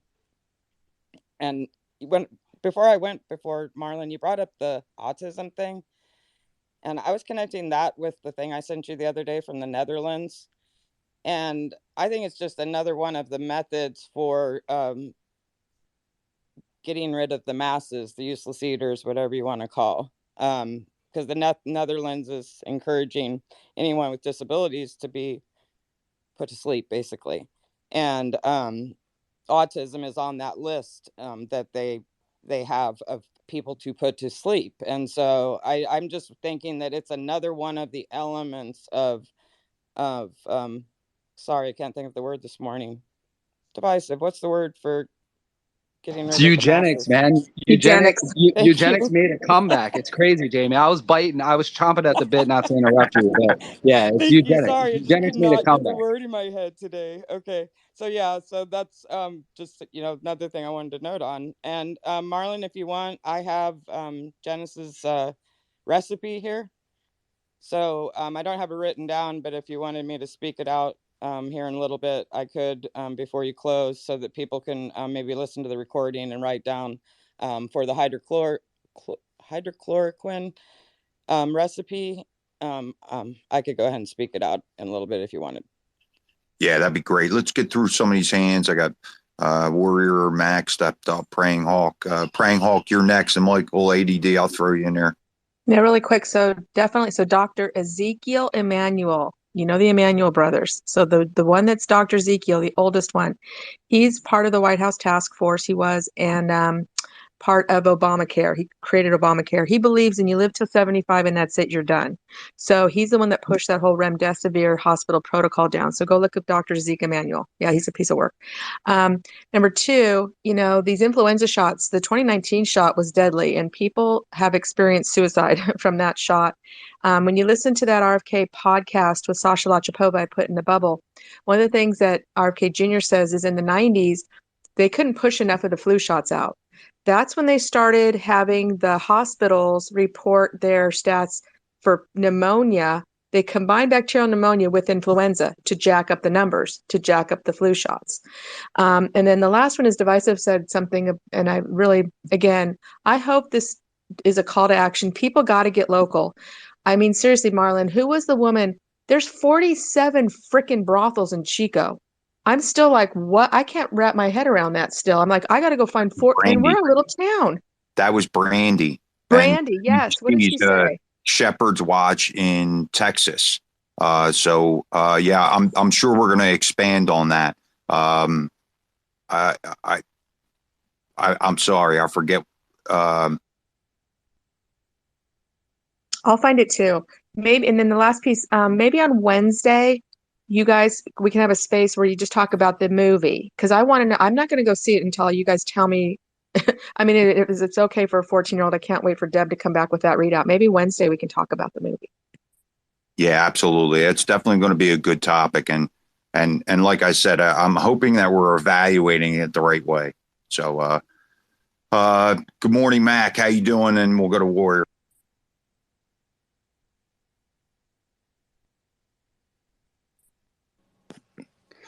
Hey guys, good morning.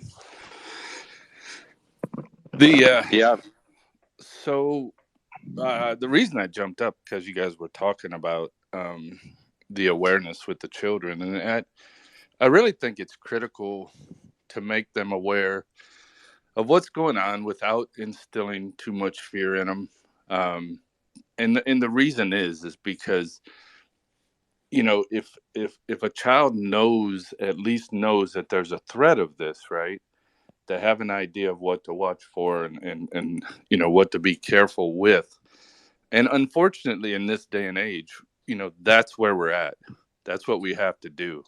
We can't hide them from the fact that it's, every 4 seconds a child is abducted. We can't hide them from the fact that there are people out there that are evil and want to hurt others in ways that are unfathomable to most of us.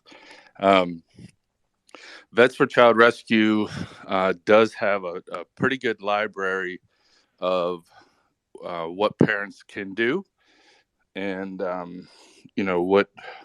some ideas on how to approach the kids with it. So if you guys go to the website, absolutely free information. You don't have to do anything. You don't have to donate. You don't have to do anything else except use that information.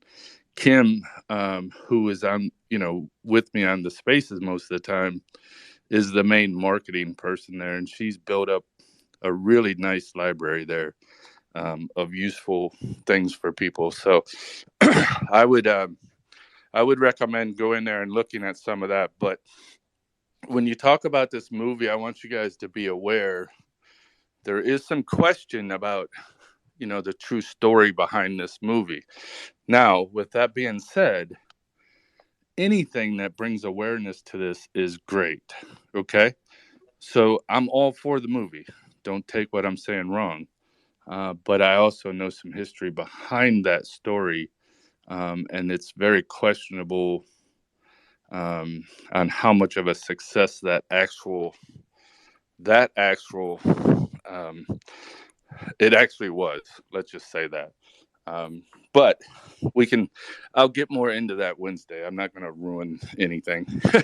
So, but again, if it's bringing awareness, that is critical to the world to see. So the more people that see that movie and at least get awareness that this is going on and this is happening, the better we are. So. Warrior, thanks for stepping up, man. And yeah, and that's a great point. Let's keep this in perspective. It may be enhanced, but I think and I'm just wondering, maybe the 4-part documentary, it's supposed to come out after this. I mean, do you see it being portrayed or like produced like this movie's going to be? Do you want me to tell what? Do you want me to say what I know about that situation? You know what? Why don't we save that for Wednesday? How about that? Okay. No problem. Cool. Thanks. I think then we can get a better perspective because none of us seen any of the movie, right? If we had somebody in here saying, oh, well, this is how I thought about it. So I think maybe the argument will be made much better on Wednesday. What do you think? Yeah, I agree. Like I said, I don't, I want everybody to see the movie. So I don't want anybody in this space to take what I'm saying wrong. All I'm saying is the ending. Okay, I'll get into it Wednesday. Yeah, man. Yeah, I know it's tempting. Thank you, Warrior. And it's going to be a valid point. And I would definitely want to talk about that. So thanks for coming up, man. Mac, sorry, buddy. No, you're good. I had it on mute. I'm doing stuff. I'm at home and not on the road. So how are you doing? Great, man. Just, plugging away at the real issues. Yeah. I wanted to expand a little bit on this, getting the word out and education and expecting people to care. As you know, I'm an over-the-road trucker and I have my own company.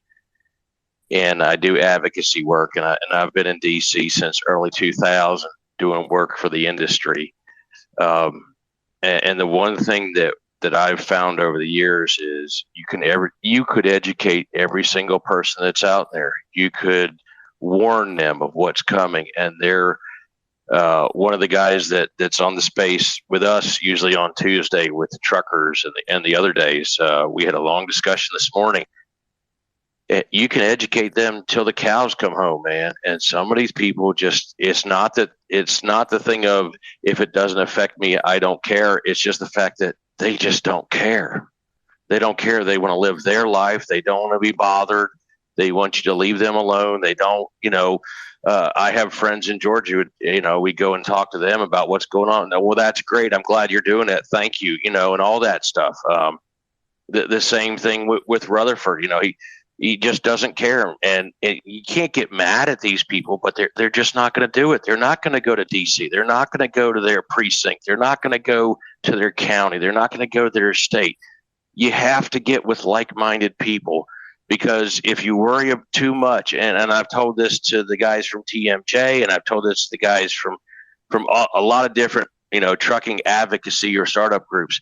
if you worry too much about the people that aren't going to, participate, that aren't going to help, that aren't going to do this and aren't going to do anything, then you're putting too much energy into them, and you're taking away from your focus, from your direction, from your, getting out to people who honestly, truthfully care.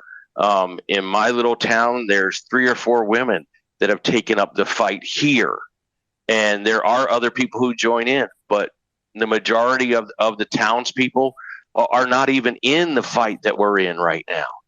There's maybe 100, maybe 50, but there's more than that live here. And that's the thing that we have to get across, is that we have to fight.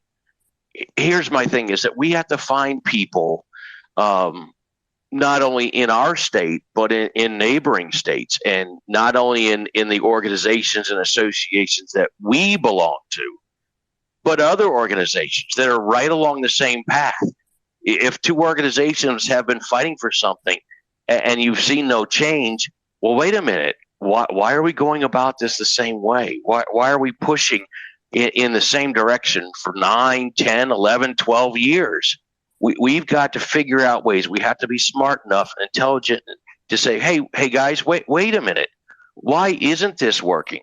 If this isn't working, well, then we need to open up the doors and start doing a think tank, so to speak, and stop this little group over here and that little group over here, this little group over there. You've got all these different little groups. Well, if you can get all these people to come together on one issue, then you have something. Then you have a movement. But if all you got is all these different groups that are not really caring, that want to put their little agenda forward or something, in that realm, then you're not going to get anywhere. So don't worry about the people that aren't working with you, that aren't working on the same thing. But if they are working on the same thing, work with them. You have to get more numbers of people, and it can't just be one group. It has to be multiple groups pushing together to get the same thing. People in West Virginia aren't going to, maybe they're going to think the same things that we're thinking. People over there in California, maybe they're thinking something else. But we've all got to be open to all of this, so that some people could say, well, wait a minute, why is this still going on?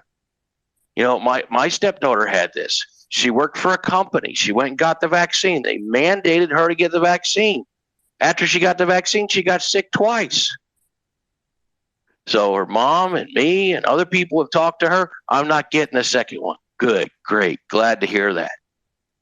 But the only reason she reached that decision is because she had different people talking to her from different areas of different interests. You've got to get the focus together. You can't just everybody be in different ways. And I hope that, I hope I didn't ramble on too much and I made a good point. No, you made a great point, Mac. But I'll have to say, if you have somebody that doesn't want to listen, they just don't want to listen. Bless him, right? please. But I have to tell you, there's nobody that could look by a child being sexually abused. Mac, it would be the only time in my life I would have malice in my heart, man. And I say that every time I hear that, because it's true. If I saw that, there would be no way I could tolerate it. Not me. No way. People so thanks for coming up. People every single day. We've got trafficking in Greensboro, North Carolina, and over there on 95. People just don't care, man.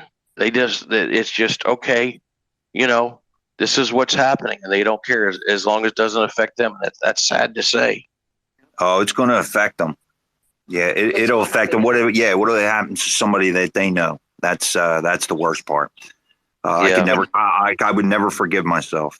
Hey, Marlon, can I jump in just one sec? Sure, go ahead. I just want to say that I don't think that it's necessarily people don't care. I think that it's very dark for a lot of people, and a lot of people cannot handle what is behind all this, and they can't handle the fact that the government is involved. They can't handle the fact that a child goes missing every 4 seconds. They can't believe those kind of facts, right? So one of the things, and I'll give a spoiler, one of the things I'm trying to figure out how to do is to set up statewide organizations, really volunteer organizations that really focus on child trafficking. And then, they go to the politicians and they start asking the politicians, what are they doing about child trafficking? Things like that, right? And again, I say a spoiler just because I'm trying to figure out how to do this. I don't have the funds to do this. I don't have necessarily even the connections, but how do you form these groups? I've worked with Tim Jordan, that does I think it's Truckers Against Human Trafficking. Those guys are awesome, but you're right. We need more involvement. So I'll leave it at that, Marlon. Thanks, man. And to Mac's point, it's waking people up to actually look at it. Maybe that's it, Mac. Maybe we just have to take them to the water. You can't make them drink, but you can take them to the water. So let's hear what Michael's got to say. What do you got, Mike? You leaving me hanging there, boss? Oh, I'm sorry, buddy. I'm sorry. My screen was down. Sorry, boss. Go ahead. That's okay. I just wanted to point out something. Thanks to the National Owner Operators Association, we have at least 45,000 eyes looking for something that we just all found out. The pedo bear. Think about it. We got guys that are putting 1,000 miles on their truck, and they're now looking for this, and they're now reporting it to the state police, to the local police, letting people know that, hey, this isn't some nice thing for the kids. This is to let people know that, yeah, I'm looking for little boys or little girls. And we now have all these truckers out there because of NOAA looking for that on the back of cars and reporting it. We need more people to do that. And MAGA Mission is helping. We're going to do whatever we can to support anybody involved in child trafficking. This is a real issue that needs to be addressed. I mean, come on, a child goes missing every 40 seconds. One thing that they're not talking about over in the Ukraine is the fact there are already 30,000 children that are missing due to the war. And I'm sure they're not all fatalities. I'm sure they're gathered up in a truck somewhere and they go someplace else. They've already found possible graveyards for organ harvesting in the Ukraine. So really, we got to get this word out. This is some serious stuff. I've got 2 grandkids. I've already told my daughter, teach them everything you can about how to identify who's good and who's bad. They're only 3.5 right now, so we got a few years to work on it. But yeah, believe me, this is a major issue, and we all need to be aware of it. And I'd like to thank NOAA for helping to make the awareness happen. Really. That's a great thing we're doing now. And on that, you said Michael. So Mike. Yeah, hold on one second. Real quick, Michael. There was things that people have brought up. We've been talking about this just about every Wednesday for a month now and made it a priority to talk about it. There's been many, many things that came up, especially your social media. You shouldn't be taking pictures and your kids putting pictures. There's recognizable landmarks there that these people can actually predator your kids without even interacting with them. There were so many things that have been picked out on these spaces. And Warrior, I got to take my hat off because, man, you've been doing it since the start. So, you were definitely a little inspiration for me to make sure that we're doing this. So I appreciate that. Michael. Okay, first off, I'm going to ask Warrior, has he got a hold of, she was in here earlier. I was going to talk to her because she hasn't got a hold of me yet, but we're supposed to be getting together and Brandy, we're supposed to be getting together and putting something together where, it's a nationwide lookout, not just,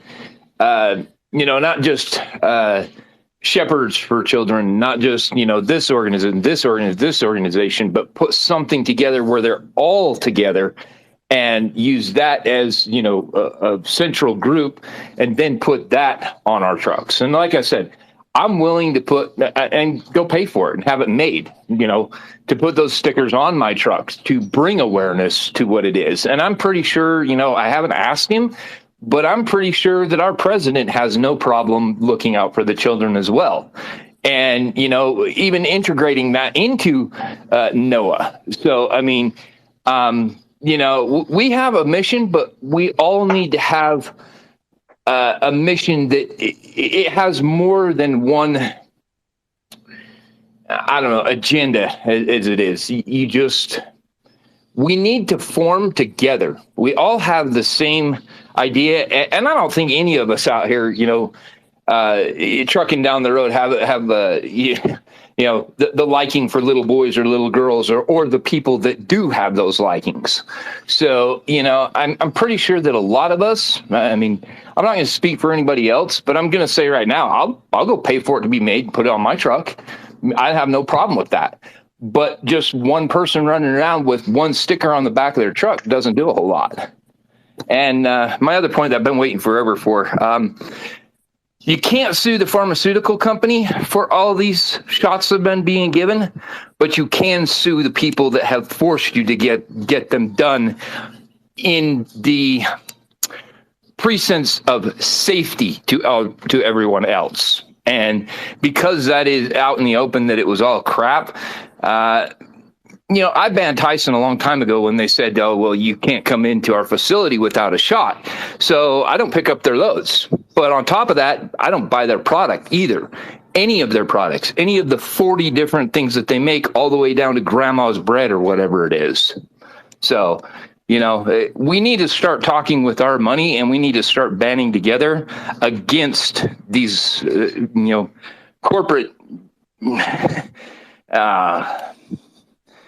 it's just genocide, in my opinion. But we just need to start pulling together as one. Well, we're trying, Michael. Appreciate you coming up, because you're right. You're right. We do have to band together. Let's go to Buzz. He's been waiting a long time, Mac. We'll hit you back. And Well, as always, I love hearing the optimism in some different rooms, and even on terrible subjects, people are more optimistic than things are probably are. I've definitely realized some maybe years ago now that we're under constant attack from all aspects, mind, body, and spirit, and it's not a pretty thing. You have think tanks that are got millions of dollars of resources and tools thinking about how to destroy your mind, body, and spirit, and they're applying it, and people are definitely not able to get ahead of that very easily, just catching on to the language and the intentions, and it's a dangerous time where time might get the better of people. And the best I could suggest is to learn the language of, we've been dealing with the propaganda and the psychological warfare styles, and now I fear that we're moving into a more hot phase where maybe even that literature or language might prove you a waste to learn. Scary times, but certainly need to be moving in that direction and learning those languages. This is not just children, but this is an assault on humanity. As far as I can tell, they may have released a bug that edits our DNA or destroys humanity forever, and the people who unleash this, they believe they can have babies in little birthing bags, and I have no doubt that they're enhancing DNA of what they call their new offspring. But the rest of us may be left out to dry, and we're dealing with constant existential threats to humanity, and children are just the blatant face of innocence corrupted and destroyed. And I hope that everybody takes their kids and everybody gets offended to everything nowadays, because it's all offensive. I'll leave it at that. Buzz, thanks for coming up.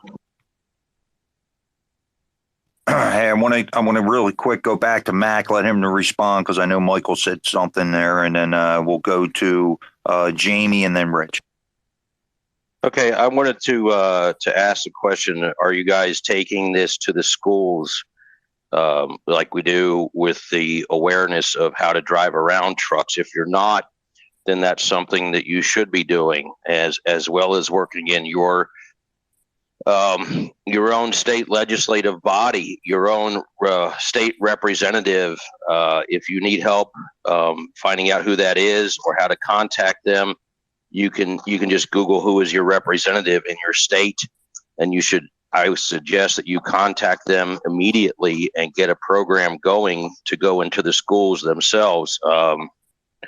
We had a situation where my stepchild almost got taken, and they just acted, and this is what I mean when I say they just don't care.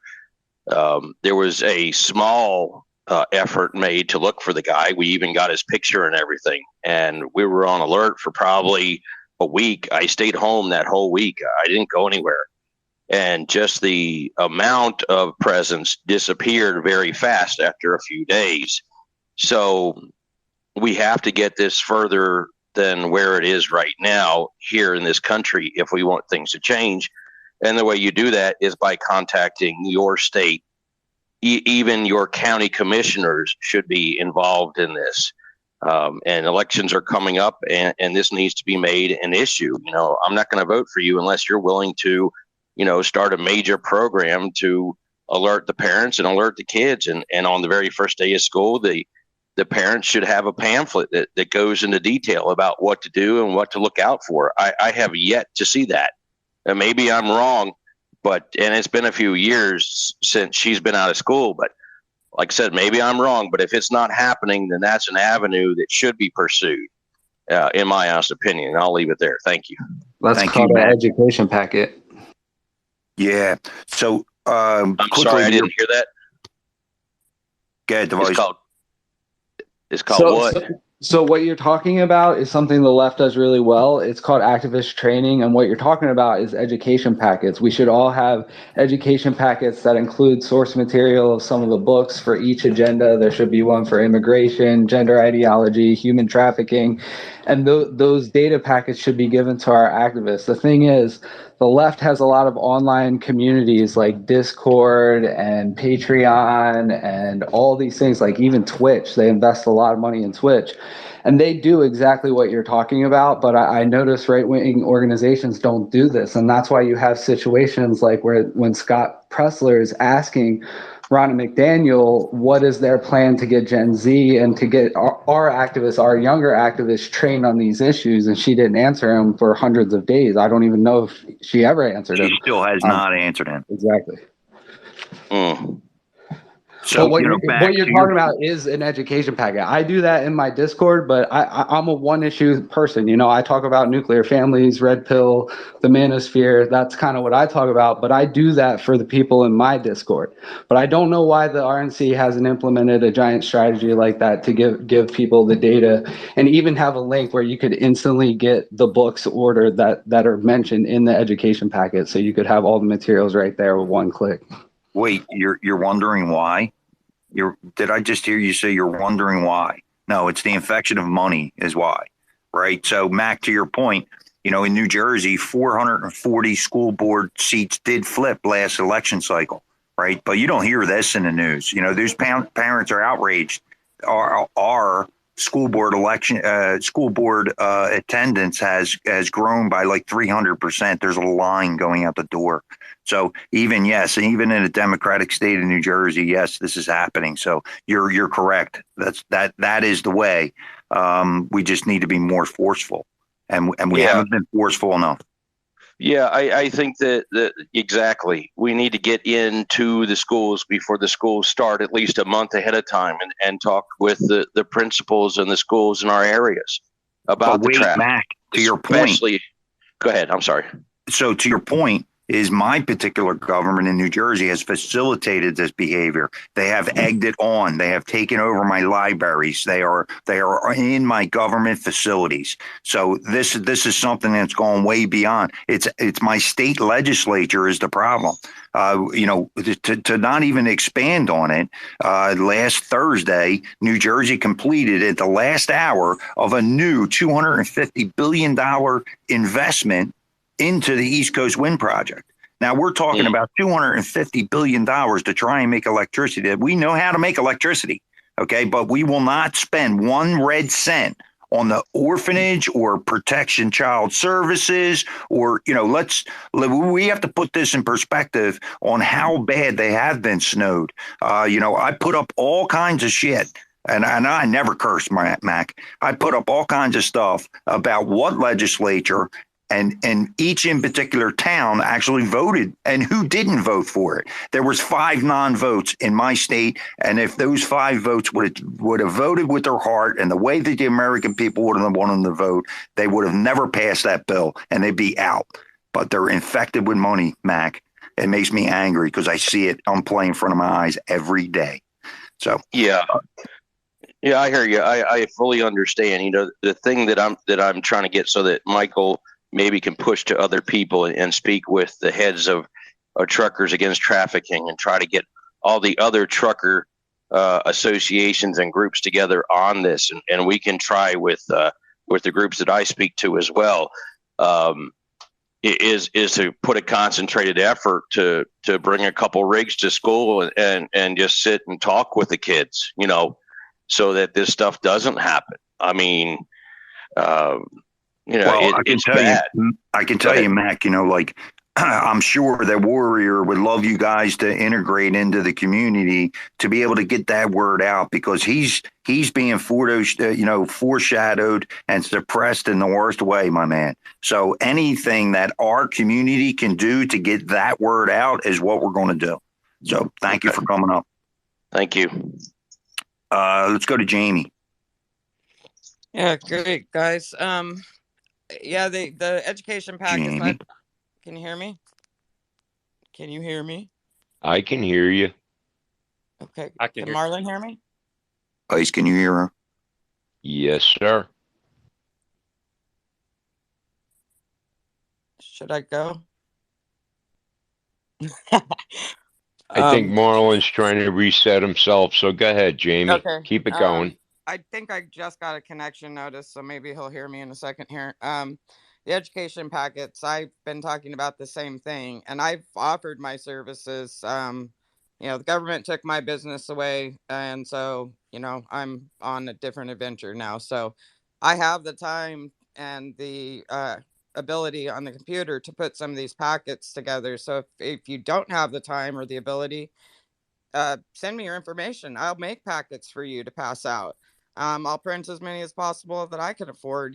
I can't do that all, but I can make this stuff and I can get it ready for people. So that's one thing. And speaking on what Mac and Divisive were both talking about, I used to work at a truck stop. So I used to run the cash advances for the truckers and 24 pumps and all that. And I've been around the environment a lot. I would really like to get something going. Some of the kids that are maybe abducted may have learned there's a hand signal they can show, but I'm sorry, that's just not going to get spread enough for them to know that they can show a hand signal. And then how many people don't know what the hand signals mean? So I would really like to come up with some way, maybe some of us can get on a Zoom call and think tank this, but something in the bathrooms that they can grab and set on the counter, and the counter person is aware what that means. Some way of them notifying somebody that they need help, because they definitely go through gas stations and truck stops. And if there is something we can devise, throwaway phones. I'm willing to get a throwaway phone, and I'm willing to put my phone number on the back of the bathroom door. If you can get to a phone or in trouble, call this number. I'm willing to do that, man. I think that we all can give some kind of help, and I think there is some kind of ways that we can help the children let someone know I'm in trouble, and then we can track them from where they were last and stuff. So I'm gonna keep the hope. I know that somebody was just talking about, I'm just going to keep the hope. I'm going to keep the hope. And if we can save one, it matters. We don't know who we're saving. It's all in God's hands. I couldn't save my family, even though I knew some stuff, but it's just the way it is. It's all in God's hands. And I think that we can do something. And so if anybody has any other ideas on that, how we can give them a tool to help, notify us. Thank you. tools, community tools. I think that's the best part. Let's go to Rich. Okay, thanks for the mic. I just want to give two suggestions. One is regarding all of these issues, and they're all serious issues that we're being bombarded with. It helps to understand and know that that we are. This is it's called fifth generation warfare, and you can Google that, fifth generation warfare. Basically, it's a warfare tactic that uses information, disinformation, distractions, division, everything that's basically happening now. If you read some articles on it, you'll see it's very clear that all these issues that were serious issues that we're being bombarded with globally, this is what we're under. And one thing to know with that, two of the ways to combat this fifth generation warfare tactics is number one is understanding or knowing that it's happening, because then you're not as affected by it. The issues still need to be dealt with, like the child trafficking, all this stuff for sure. I'm not saying that that's going to solve that understanding, but the other tactic against fifth generation warfare is, which is easier said than done, is to expose the individuals that are expose the people that are doing this, because they do it from the shadows. So there's that suggestion to look that up as an understanding. The other suggestion that I have when it comes to waking people up for all of these issues, including child trafficking, one of the biggest things, I'm involved in a small think tank, and we've spent the last several years, a few of them are Mensa guys, we've spent the last few years trying to look at solutions for all of this stuff that's been happening to everybody, or this attack that's going on, especially COVID, but all these other issues. They find that the majority of people that aren't awake, different reasons, it's a lot of these things are unthinkable. It's very easy to put your head in the sand.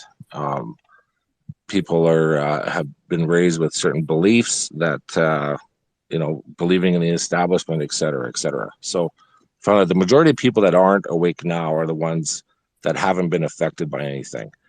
So I've come to the conclusion that when talking to people, if you bring up a topic that they can easily see themselves being affected by, and then leave it at that, they will go on their own and will wake up to all these issues. And the best topic I've found to do that is to talk about, inform people about central bank digital currencies. So I suggest to try that with people that are the hardcore Kool-Aid drinkers. First, educate yourself on programmable central bank digital currencies, the fact that they're coming, and what that's going to mean to the economy and our dollar. And then I just leave it at that. So I've done this with a number of people that I know in my family, and that's woken them up. So, I gave up trying to talk about the vaccines, World Economic Forum, all this stuff. I just inform them about the central bank digital currencies and give them information to show them that it's coming and it's not some conspiracy theory. I drop it and leave it at that.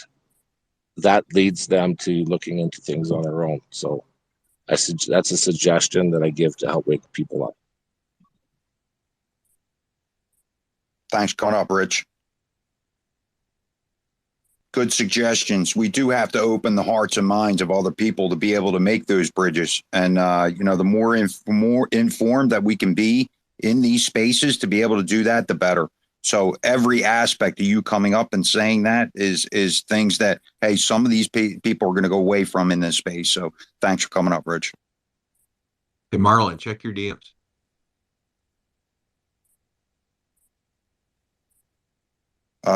Let's go to, we're going to go to ladies first, Bumble. Let's go to Kate, and then we'll go to Bumble. Good morning, guys. How are we doing today? I just walked in at like halfway through the conversation being over with and then trying to do the resolution aspect of it. What was said?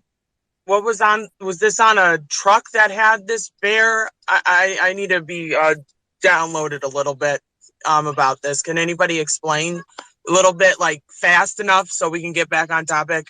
Sorry. Yep, I got it. So basically, what it is these pedo gangs are putting these particular stickers on their minivans or cars or whatever the device of transportation. And people see that. So this is the way for the pedos to hook up. Oh, you're a bear, or whatever they may speak, but they're being able to identify each other is what these stickers in this conversation led to. So then I'm sorry about being missing half of the convo because I've been traveling today, but so are they using this to lure in children with this sticker? I think it was more for identifying, but using the teams together and also using social media, not even interacting with your kids, but just seeing the pictures and recognizing landmarks. This was the topic of the conversation. So, yes, this is actively going on, yes. No, I think you're kind of missing it, Marlon. Yeah, Kate, the Adventure Time bear has now become the pedo bear. If you do a search using those words on Amazon, you will actually find them for sale. They're actually selling this crap, and it's under that title, pedo bear. Yeah, what's wrong with that? I get an answer for Bezos, but I can't say it here, or otherwise I get banned. But that's what it's all about. And we were bringing up the fact that now the truckers are getting involved. They're actually spotting this stuff on the road. They're reporting it to the state police. It's not meant to be there for a good thing. It's meant so that these people can identify each other and say, oh, well, I'm into little boys or little girls too. Yeah, that's the whole point of it. Now we've got the truckers involved. They're looking for this, and they're now picking up the phone and notifying the authorities that there is an issue. Maybe some people put it up there innocently, but I'll guarantee you 90% of those times when you see that little bear peeking out of the back window, it's probably somebody that's into little kids. And I don't know about you, but I know if I was driving something 80,000 and I saw that, I'd be really wanting to run them off the road. But then again, that's a bad call for action. I can get in trouble for that. So I'm sorry, Marlon. I had to go there. Oops, sorry. I just want to say, now you got me. I'm on the highway right now, and I'm looking at every freaking car now. So that's what I'm doing it. I'm checking and I'm spotting. You know what? If we need to get together, we need to band together, and we need to save these kids. And I can't wait to hear what Warrior has to say about the Mel Gibson thing. He's always got some good shit to talk about the child trafficking.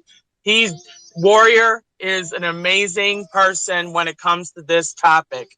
He knows a shitload of info on this, and when he talks, listen to him, folks.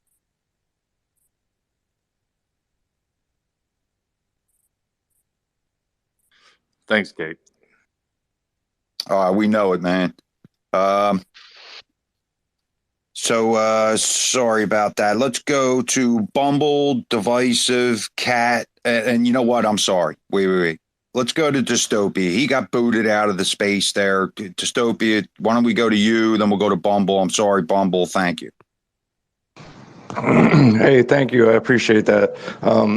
I see a lot of hope in the fact that people are starting to question, that their reality of what they've been fed by the government, and the whole fake news thing was a real booster. People are willing to accept everything you receive is fake news. At first, they still considered, Fox, a legitimate source, an honest source for good.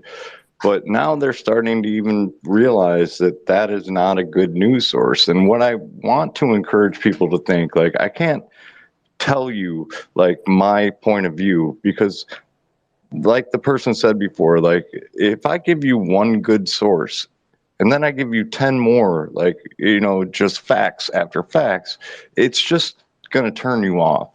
So the thing I really encourage people to do, and the only way like to really break out of it, is to take a non-objective point of view. And if you want facts, the only way you're going to get those is to find those on your own. I was raised where we had books. We didn't have internet, so I always resorted to the books that were passed a long time and read the facts in there, and they weren't changed, distorted as easily as they are now. But if you find one interesting fact, I just suggest for you to step back from your already like your position as far as how things go, and just open your mind to the fact that that's might not have been true, or it might not be accurate, or whatever. And you really need to do this on your own. Like, you can certainly ask people for help as far as where should I look at this or that, but never just trust other people's judgment, and don't discard people who are really trying hard. I don't like the word waking up. That to me is that's absurd. But really don't discard people who have thoughts that differentiate from yours and hurt your reality. Because we're not trying to hurt your reality. We're trying to, or me personally, I'm trying to give you a new perspective. I don't want to change your mind. I don't want you to think like I do, but I want you to think for yourself. And that is the hardest thing to convince people to do, is use constructive, thought based upon fact finding, and not just simply accepting what you've been spoon fed throughout time. That's not working. We all know that, but nobody is willing to look outside of the paradigm that's already in place. And that, to me, just start learning perhaps about human nature, the way that your mind can be so socially engineered, and propaganda, and how that works, and realize that that is exactly what is happening in this country, and break outside of that. That is the only way to set you on the path for one truth after another that you'll finally start to begin to accept, to get a bigger picture. Well, thank you. And, I know you waited a long time to get up here, but I'm sorry. A lot of people in line, and you did get bumped. So I wanted to throw you in there. So thanks for coming up and sharing. Let's go to Bumble. Hey, so pretty much Futurist is going to be one of our last speakers there. So we're going to go to Bumble. We're going to go to Divisive. So if everybody can kind of keep it kind of concise, because we are going to kind of wrap the space. Thanks, John.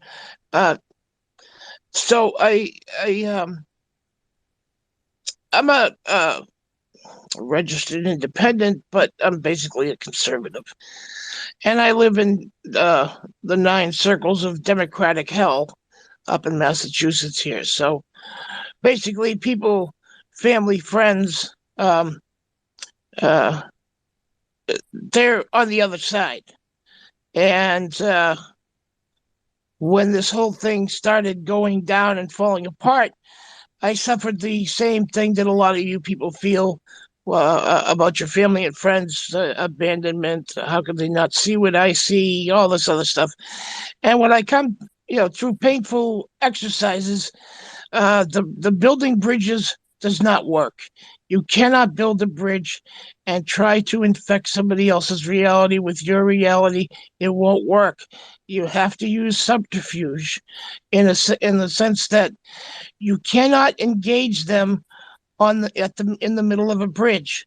You have to You have to do it on a triangle, so to speak. So you're in one corner, they're in the other, and you suggest to them, because they want to repair the relationship with you too. They have no idea why it fell apart. They don't have a clue. So you meet them at the pinnacle of the triangle in a neutral location. They're not so on guard. You can be yourself, and then you try to steer the conversation away from hot topics, and inevitably they will go there. You know, they have the same 95% of their concerns are the same as ours. But the 5% is where they get pushed back, and then if you interject, they want to engage you in debate and then walk away, and everybody's sore after it. But if you get them out there, you let them so what do you think about that? Or what do you think about this? How's the kid? Whatever. And let them go on and on. Let them list all their issues that they have. And then when they ask you, what do you think? And you say, I think I'm hungry. You want to get something to eat? You want to order some food? You diffuse, you deflect, whatever. But you let them enumerate all the problems, and when they finally get upset with you because you won't put your 2 cents in, you say, "Hey, listen, I can't argue with anything you said. I have the same problems." And now they don't know what to do because they don't have the fight. The fight has been diffused. It no longer works.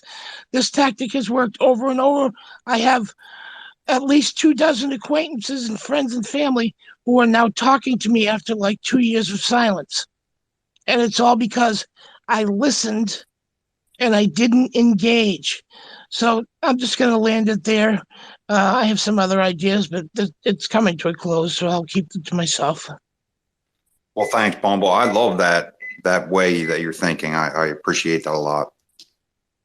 Makes you look at things a little differently if you get on their level. Let's go to Divisive. Thank you, Marlon. I just want to thank you for hosting this space. I'm glad everyone got to talk about these really serious issues that are facing our country. I really appreciate your work in raising awareness about all these important issues you talk about in your spaces and giving the people a platform to share their opinion as well. So thank you for having me. I am confident for the first time in a long time that we are going to save our country. We're winning little battles. The Supreme Court gave us some battles. We have some precedent to stand on now. And I see more wins in our future, and we don't need everybody. I know we were talking a lot about what do you do when someone is completely bought into the idea that the establishment is there for them. We don't need everyone. We only need about 30%, and we'll make a serious change in this country. So if someone's not on board, leave them. Find the people who are. A lot of people are awake now.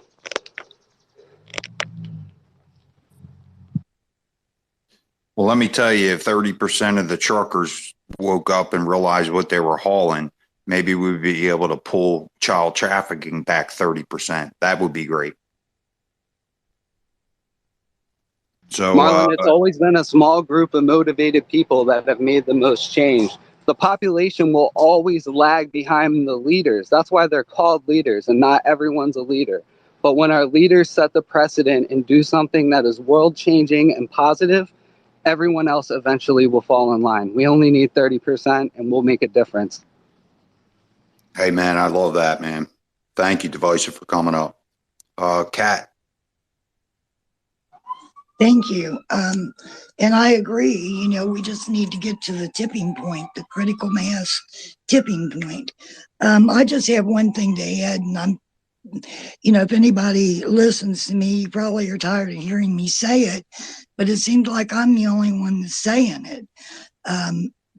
We've got a situation where we have the first son who is a sex addict and a drug addict. We have evidence looking at Joe Biden's sexually inappropriate behaviors with women and children. There's no record of him ever trying to get treated for his issues. So what I'm hearing now is, oh, poor Hunter, he's a drug addict, and Joe Biden's standing up, he's going to support his son. Of course he is. He's the most powerful enabler in the world. I think that he staffed his administration with vulnerable diversity hires who are clueless why they were there, which is why I say they're vulnerable. They really have no clue why they are there. Corinne Jean-Pierre says she's a historic figure. I mean, she has no clue. And then not only did he staff it with them, but there are fetishes all over the place. This administration is way sicker than what is, being revealed. They say it's dementia. Well, he might have a little bit of that going on, but I suspect that Joe Biden is also a sex addict. And I think until, we rip the cover off of some of that, I mean, my God, why would he do anything to prevent drugs or sex or any of, the child trafficking and things? So I think we have a mentally ill codependent in the White House. And if we look deeply into the behaviors of a really sick codependent, they are dangerous. I mean, he has an intense fear of abandonment from the party. He will do anything to hang on. So I'm not trying to belabor the point, but I'm real sick of people saying, oh, poor Hunter was a drug addict. Hunter is a sex addict who smokes crack cocaine as a secondary addiction, and his father continues to enable it. He enabled the perversion of him banging his dead son's wife and things. So it's just appalling to me that the conversation isn't, when they start talking about the drugs with Hunter, that the conversation doesn't go a little bit deeper into how Joe Biden's mental illness is seeping out into the national consciousness. And that causes me a concern. And I'm sorry to belabor the point, but I think it really does need some attention. Thank you for letting me speak, and I'll land my balloon. If you guys missed the fact that James Comer, when he came out talking about the Biden's bank accounts, mentioned human trafficking 2 times. Okay? He mentioned it 2 times. He highlighted it. So don't think they're not involved in that shit too. Well, I'm sitting here listening, and I'm wondering to myself, these people were installed with a conscience. What is their plan after this? Beg for forgiveness? I mean, if they knew it was bad, their conscience has been telling them that it's bad the whole time. Is that the real question? I mean, are these people animals? I can't comprehend it. Is my problem. So thank you, Kat. Go ahead. You would like to respond? Yeah, I just wanted to say, as far as their conscience, it's been seared as though by a hot iron. I mean, you cannot do those kinds of things repeatedly, and come out with any conscience.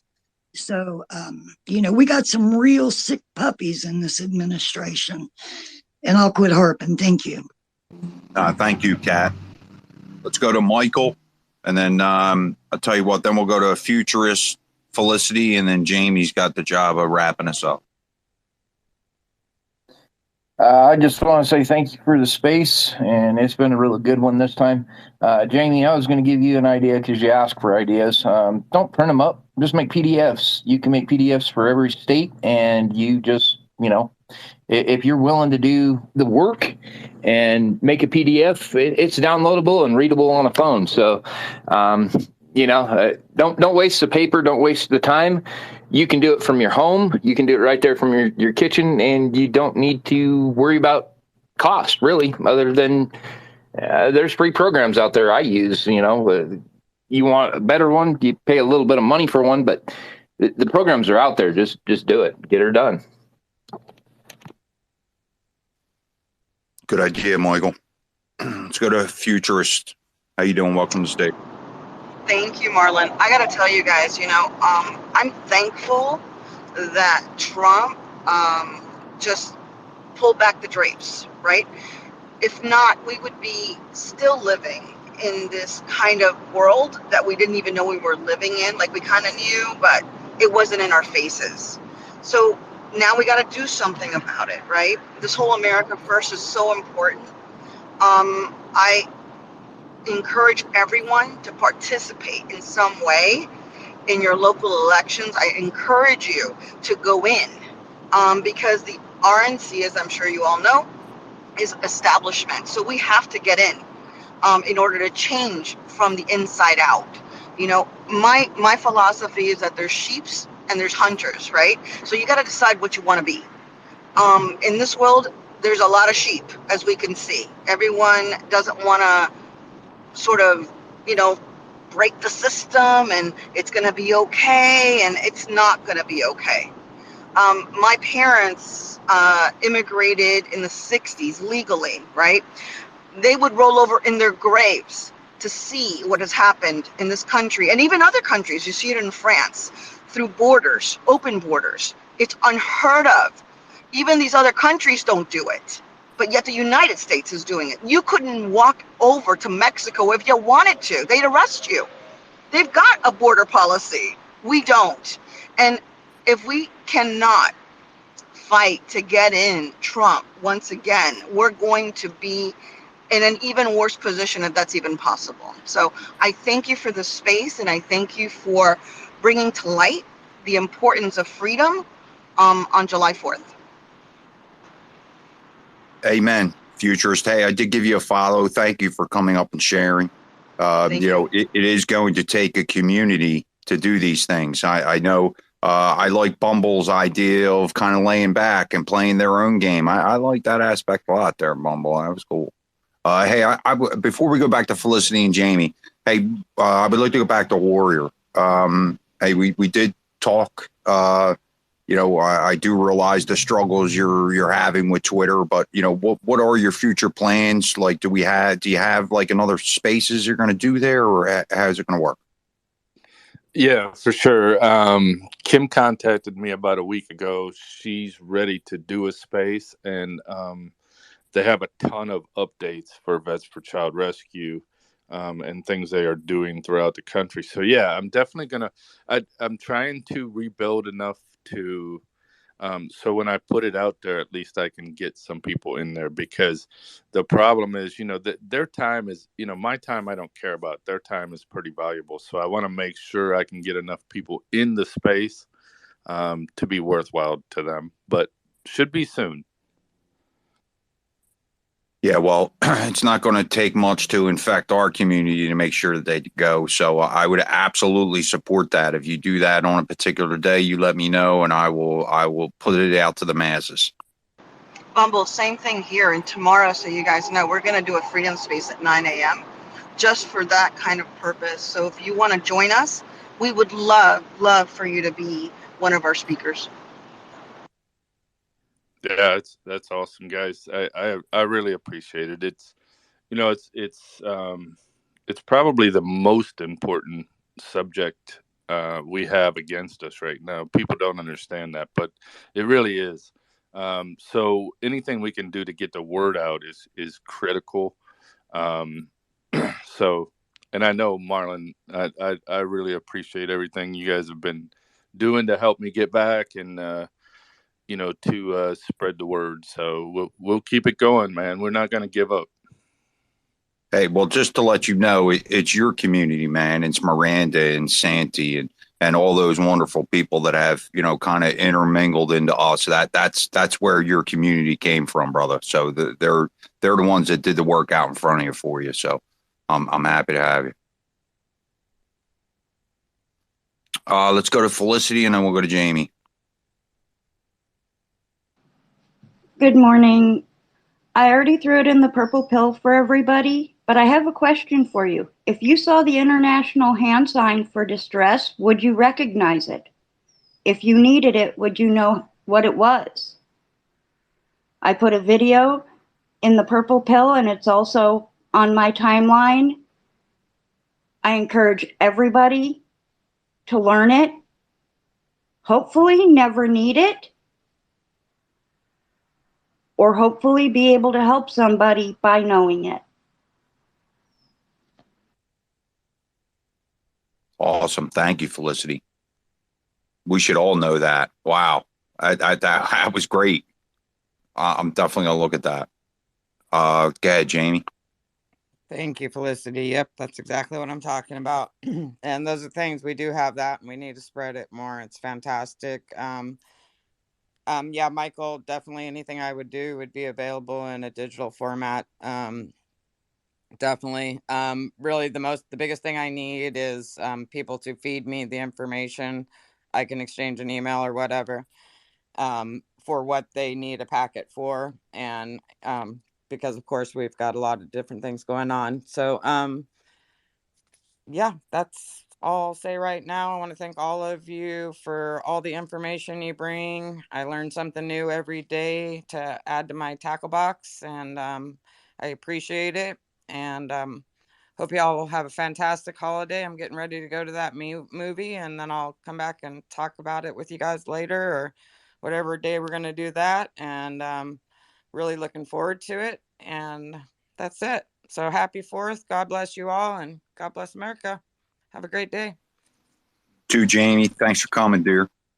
Thank you so much. So let's quickly turn to our silent co-host, Constitution, then we'll go to Ice, and we'll put a bow. Thank you for having me today, and thank you to all the great speakers that came up and gave out all the information and everything else. I'm just trying to figure out where my country is. I spent almost 20 years between in the military and after a head injury in Afghanistan, and trying to figure out where my country stands, because if you turn on CNN and Fox, it's a bunch of lies. So thank you to everybody who's coming up and spreading all the great information. Thanks, man. Thanks for being a part of the crew and a weekend crew, right? Iceman. Well, Marlon, as usual, thank you for hosting a marvelous space and allowing me to co-host with you. To those that have brought info to the room, that's all we're about. We're facilitating your mission. Like I keep saying, I'm going to be the one that hypes MAGAmission.org. We make your mission our mission, and we help you support yours. Really, check us out. Sign up. Watch what's going on. There's going to be more and more added to that site almost every day, if not every week. You'll find something new. I don't know what else to say. Today's been a really moving day. We brought up a lot of serious points here. I know some people are going to walk away shaking their heads. Others are going to do what we ask you to do. Do the research. Don't listen to a word we said until you check it out yourself. That way you know nobody here is lying to you. We are all here giving you honest information based on serious research.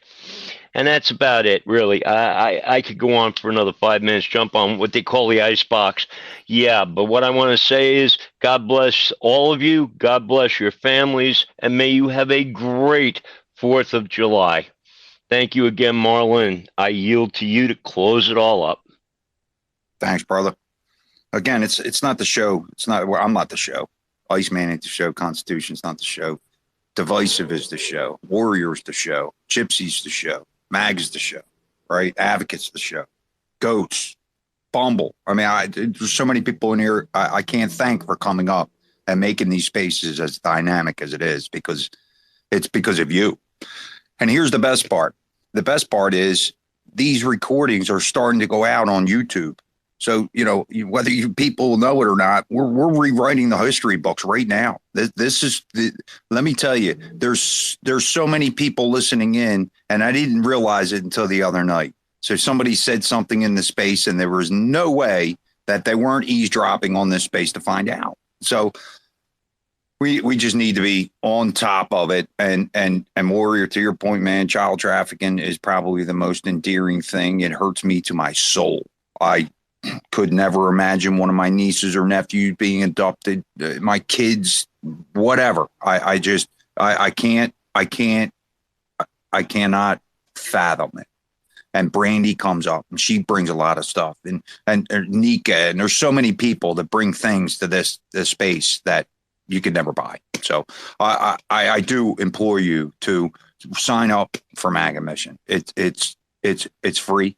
It's a useful community tool. And then this way, hey man, we have more people go on there, the better it'll be. Let's talk in another 6 months to see where we're at and the activity going on. So that's what I want to see. So God bless America. Everybody, happy 4th. I am going to run another space tomorrow, 9 a.m., maybe a little bit earlier. I don't know. We'll see what's going on. Let's see who's out there. So, hey, I want to thank you all for coming. God bless America. Happy 4th of July. See you all tomorrow.